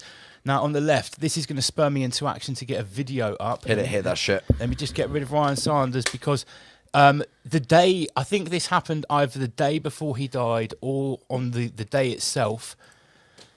A rare sighting of the UK King's Guardsman Regiment marching down the Mall, Westminster. So this is right in the centre of London. A white horse comes out when the King is there, normally. But Charles was not there. 2 black horse guardsmen escort the King's flag, which is covered in black. The black cube covered flag. So let me just play this video, okay? So this happened, just a bit of context, I believe this happened the day before they announced Jacob Rothschild's death. This is incredible. Now, from what I can see, this is the Blues and Royals Regiment carrying the colour. Now, this is super rare. You don't often see this at all. Just popped out of nowhere. So I wonder what's going on. This is incredible. So we're in the middle of central London, just off St James's Park on the Mall. Now, often the white horse comes out when the King is present, but for what I can see, the King isn't around at the moment, and How I know that is the royal standard should be flying, but it's not flying right now. It's a Union flag that's flying. So I don't know why we're seeing what we're seeing right now. Just incredible. I forgot to get any popcorn.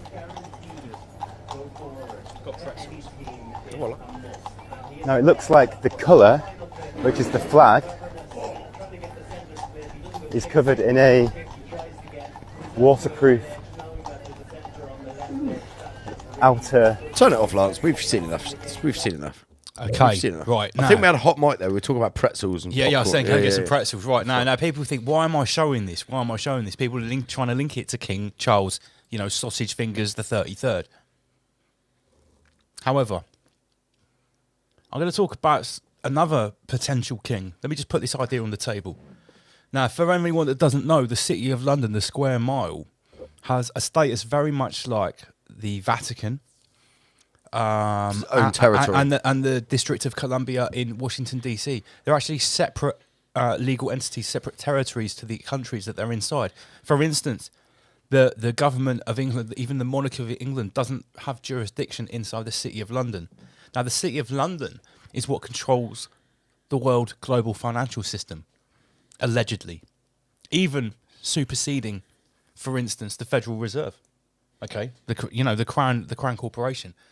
Now, it's been floated around the idea that the reason that particular very, very rare, very unusual parading of the colour, but the colour, the flag was actually covered. This is something that's all to do with the king, right? But Sausage Fingers wasn't in the vicinity. No. He was known to be at like one of his other country estates or something like this. This is the story. If I'm wrong, someone shoot me down in flames. But what I'm going to suggest, and what other people have also suggested, is maybe that parade was for not the King of England, but for the death of the king of the square mile, the financial centre. Oh, Michael. The City of London. Do you see where I'm going? I haven't got a button ready. Yes, I have. Now, anyone that knows anything about the Rothschild dynasty and the power that they've reigned over the fiat monetary system, the fractional reserve lending system, which underpins the global financial system, they've been in charge of that for a good number of centuries. And the City of London is the hub. Is the world capital of that. There's no conversation. There's no argument there. So I'm going to suggest that the reason that we had this parading of the colour, this thing that's supposed to be for the king, or potentially even when the king dies, is because a king did die that day. Yeah, for sure. The king of the City of London, the square mile. Michael. Now, we've got pictures here of the shape of Jacob Rothschild's head. Raw. Next to some of these Peru skulls have been dug up, and I think the technical term for this is Homo copensis. Raw. The idea that there were these pre-Adamic humans walking the earth with these elongated skulls, and it's even written in mythology that they were carnivorous towards the Homo sapiens, which would i.e. be us. Right. So it is kind of obviously a big event. The king of the current reigning monarch of the Rothschild dynasty, which is arguably the king of the world financial institution. This is a holographic construct. Has died this week. No doubt at all. And I'll just draw on this photo here on the right that a lot of people have been posting about as well. I'm not going to claim any credit for this. It's all over the place. 2020, Marina Abramovich, arguably in the sort of like Crowleyan Hollywood Sabbatean Frankist cult of entertainment and art in big inverted commas. That was beautifully put, Lance. Yeah, you like that? That's a good. She's the high priestess. That's a hell of a title. The high priestess, no doubt. So to be stood with the king of the world financial, let's say the king of the Black Cube organization. Yes. Thank you. Let's get it right. This guy is the king. Why the fuck the Black else Cube are they organization. flying a black flag over? Well, do you know what this paint? The solar death cult I pressed the wrong symbolism button. flag. Do you know what this painting is called?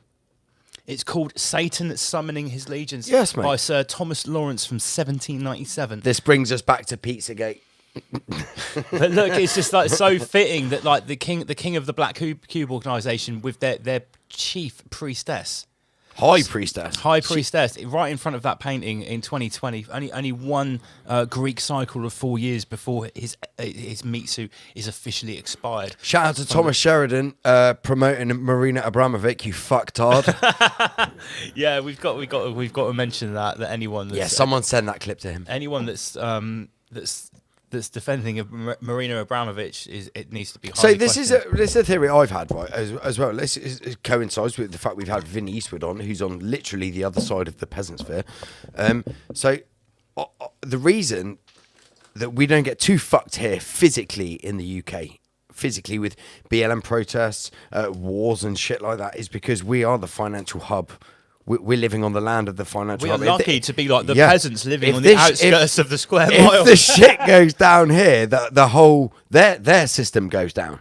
Well, that's what Archaic said Brexit was all about.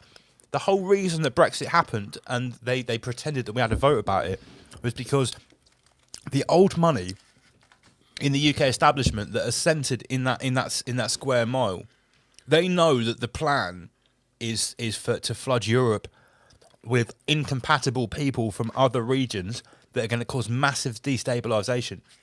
And simply, Brexit was to try and sidestep the inevitable clusterfuck that they know is going to happen to Europe, because they don't want it to happen right on their doorstep, because the square mile is very small. It's literally 1 square mile.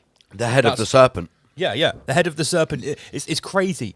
Shout out to Wim. You can actually sort of like put a measuring yard up to the head of the serpent. A measuring rod. And say, it's literally 1 square mile. So some interesting memes and stuff that came out of this week. Is he really dead, though? The return of Jacob Rothschild, and there's sort of like this Simpson-esque cartoon here where he's like Krang from Teenage Mutant Ninja Turtle in a little jar. Like, this looks very future armor. Let me just get rid of that God badge thing. Right. Just in, Jacob Rothschild dies at age 87. Remember the number 87. Now, this is one of these things. I don't bother to check it anymore because they're always fucking true. Every time someone posts one of these ridiculous numerological anomalies, 6 years, 6 months, 6 days after 8/21/17. So that's the big eclipse, which I'm about to talk about in a minute. And 6 weeks before the coming eclipse in 2024. So we've got a 666.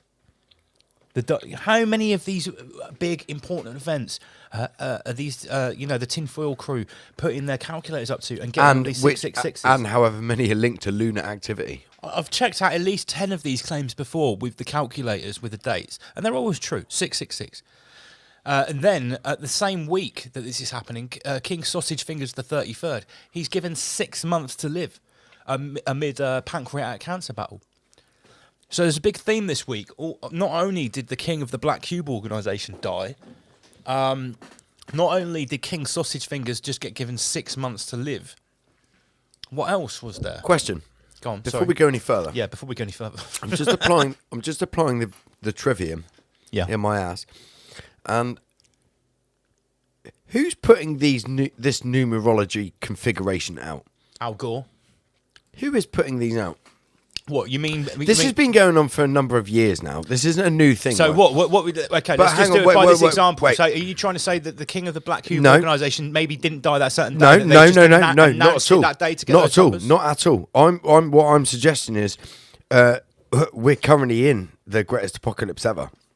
Yeah. So wouldn't a great reveal to be for somebody who's in the know to just spit this numerology out? But I think that is the great reveal for people that's that are what I'm really saying. paying attention. No one needs to even do the research and actually even check the numbers, because somebody who already knows the numbers then just puts that information out there. How crazy is it that I can just look at this, and because the last 10 times I've seen one of these memes with a really big world happening, that there's been a 666 in the dates, I feel like I don't need to check it anymore. Over 33 times, Lance. But is that a good or a bad thing? I like it, mate.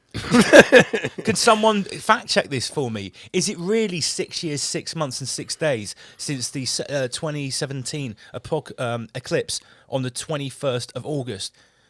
Is it really 6 That's what weeks? I'm saying. So if this is true, let's just go with the narrative. Let's just go with it's true. So somebody who knew the peasant, Jacob Rothschild, Jewish shill, was dying, right, and was going to die that day, right?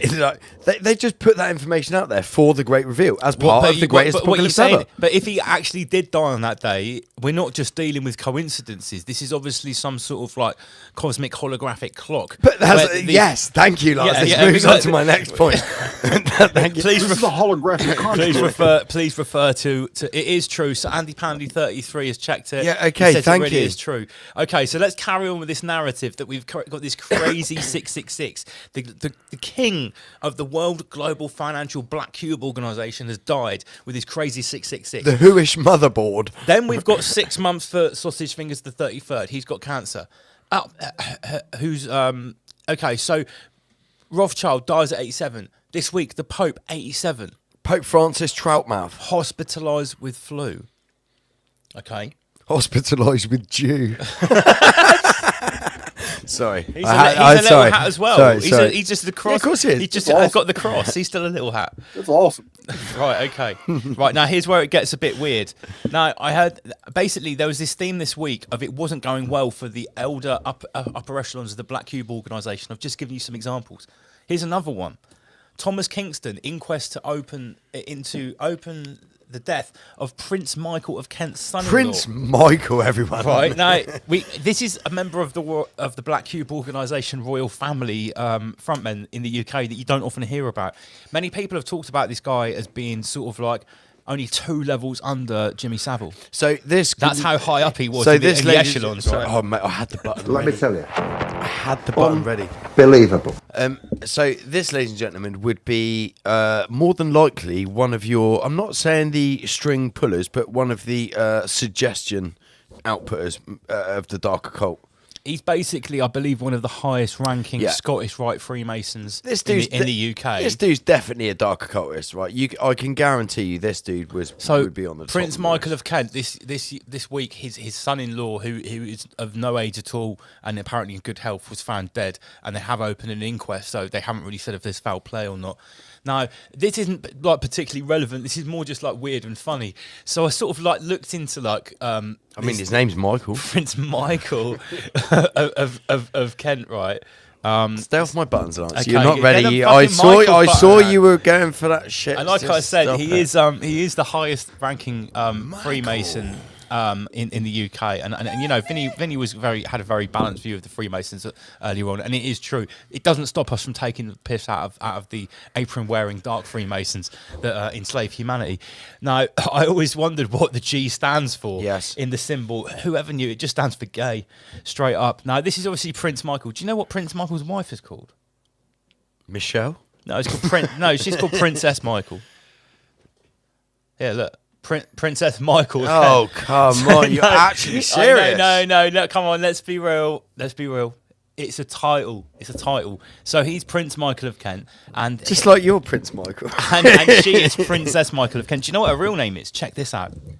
Baroness Mary Christine Anna Agnes Hedwig Ida von Riebnitz. What a shit name. Right, but did you also know, and this is where it gets really funny, because it's always the old adage, and you know, anyone in the know Mate, knows about the links to the Third Reich and the Nazi Party. Mate, that's a hell of a signature. It is, but listen to her father's name. Her father's name was Frere Gunther Hubertus von Riebnitz, right? Right, straight up, these people sound like fucking Nazis. And Princess Michael's father was a Nazi Party member. There you go. And served as a cavalry officer in the Waffen SS. So Yeah, he's actually like an thank SS you. officer. So, like, you know, we always have the old joke, yeah, they're all Nazis. But no, it really is true. Like, and these are some of the more behind-the-scenes royals. But anyway, they had a suspicious death this week. So we had this sort of theme of people maybe stepping into the shadows, retiring, being offed, and obviously, right, going into bunkers. When things like this happen in the clanverse and in the great sort of like peasant projection, you see the ripples in the financial world. The peasant projection. The peasant projection. Nice. When these things happen in the grand scheme of things, you can always see the ripples in the financial world. And sometimes I like to look in the financial world first to see the pre-ripples. So one thing we covered on the show like months ago. The Pripples. The Pripples. The one thing we covered on the show months ago was like the Rothschild family selling off like a ridiculously unprecedented amount of physical assets, property, land, huge tracts of land, like the Black Forest, huge amounts of the Black Family Forest. heirlooms. Family heirlooms, irreplaceable, almost... shit that's been in the family since the age of Gilgamesh, they were selling for fuck's sake. tens of millions, maybe hundreds of millions of pounds worth. But it's also happening in other sort of like tech oligarchs. So the great crash out, Jeff Bezos, Leon Black. What did you just say? Tech oligarch? Tech oligarchs. Fucking hell, nice, lad. Tech oligarchs, yeah. The great cash outs, Jeff Bezos, Leon Black, Jamie Dimon, and the Walton family have now sold a combined 11 billion in company stocks this month. And this is, I believe, was from February. Some for the first time ever. Do they know something we don't? Now, I'm not going to be a doom monger here, but I try to take note of all of this stuff that's going on all the different social media, on Telegram and stuff, and I try to sort of like look at it as an egregore and then try and conglomerate some themes. And I have kept talking about this eclipse that's going to happen on April the 8th. Again, with the lunar. Yeah. Now, what did I say before? And it's not my saying, but that millionaires don't care about astrology and things that go on in the sky, but billionaires do, and trillionaires live their life by it. Now, people there is a huge amount of quite fanatical stuff about this eclipse that's going to happen on April the 8th.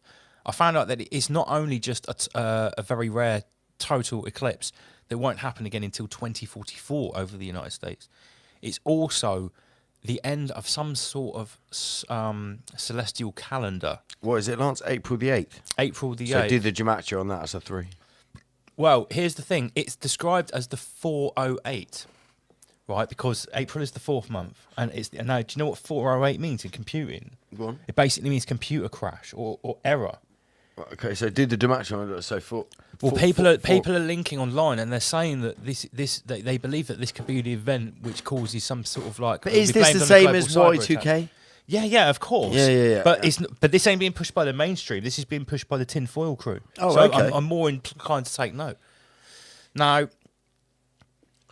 this is from someone called Mark Gray. And again, I'm not saying I believe this, guys. I'm just putting this on the table because I'm seeing this recurring theme about people talking about this eclipse on April the 8th. Passing over this line in the United States that's got all of these biblical names in it. Nineveh. It's linked to the shield, the red shield, the Rothschild. And they're saying that it's very significant that the king of the Black Cube organization, this red shield, has passed away just before this eclipse is going to happen. The 408 total eclipse enters Black State. It passes over somewhere called Black Rock. Apparently it crosses the 2017 eclipse over a town called Rupture. So obviously all the Christian fundamentalists are going nuts about it. Of course. Again, guys, I'm not saying I believe this. I'm just reporting on what's being shared in the alternative media because a lot of people are going absolutely crazy about this and saying. You think about it. You got your Blackstone could be Ben Stone. Well, everyone's saying that we're well overdue the next Black Swan event after 2020. Overdue. Overdue. Well, overdue Shout a Black out to Jacob Swan Rothschild. event. And the general consensus between people paying attention is that the next event is going to be something sort of like EMP, electronic, takes out a huge amount of the power grid, maybe the internet. Oh, come on, mate. This is Q stuff. Take out the internet, power grid coming down. Well, look at Cyber Polygon. If you can look at their projections pre-Soviet Union, Dark Winter, Crimson Winter, Operation, what was it, 101 or whatever? 201. 201. Yeah. We have all of those precursors for a global cyber attack. I'm not saying it's not on the cards. I'm saying like, this is just been a fear-mongering technique. I'm just pointing out that to stick people in fear for fucking years now. This shit's been going down. Oh no, of course. I'm just pointing out that people are linking this date of the 408 to the 408 computer code. Okay, just to play peasant's advocate. Peasant's advocate. This could just be another thing, just like people linking up loads of shit just to make the whole quote unquote retarded movement look retarded. Oh no, sure, like all of the other things. Just to play advocate, That's what I was saying earlier about who are these people that put all these numbers together. Like, literally, as soon as Jacob Rothschild dies, there's like posts about it. Like, fucking, this was linked to lunar eclipse on fucking Mars 33 million years ago. It's endless. Like, it's endless. And it seems to be all the time. Like, who are making these posts? And everyone just jumps on it like it's a fucking dog on heat and just shares it all over the place. Just talks like it's fact, without anyone actually doing any research to seeing if it's actually true. Sure, absolutely. Yeah. That's why when I bring these things in the Schwab show each week, I always say, you know, I'm merely reporting on what the hot topics is in the alternative media. For a culture which calls everyone a shill, everyone's calling everyone a shill. You would think that when somebody says something, you wouldn't just believe it. You'd actually then do some research to see if what they're saying was factually correct. At least because check it everyone's on calling everyone a fucking shill. Yeah. Right. Last talking point for tonight. I guess, and we have talked about in the last couple of weeks, is the farmer protest / riots. So it's something that's been going on for a month or two now. It's getting more prevalent. Expanded, mate. It's expanding all the time. It's going to all different countries. It's across Europe. It's even in India now. Let me just get the video up. I found a particularly good little short video of what's been going down. It looks pretty spectacular. Check this out.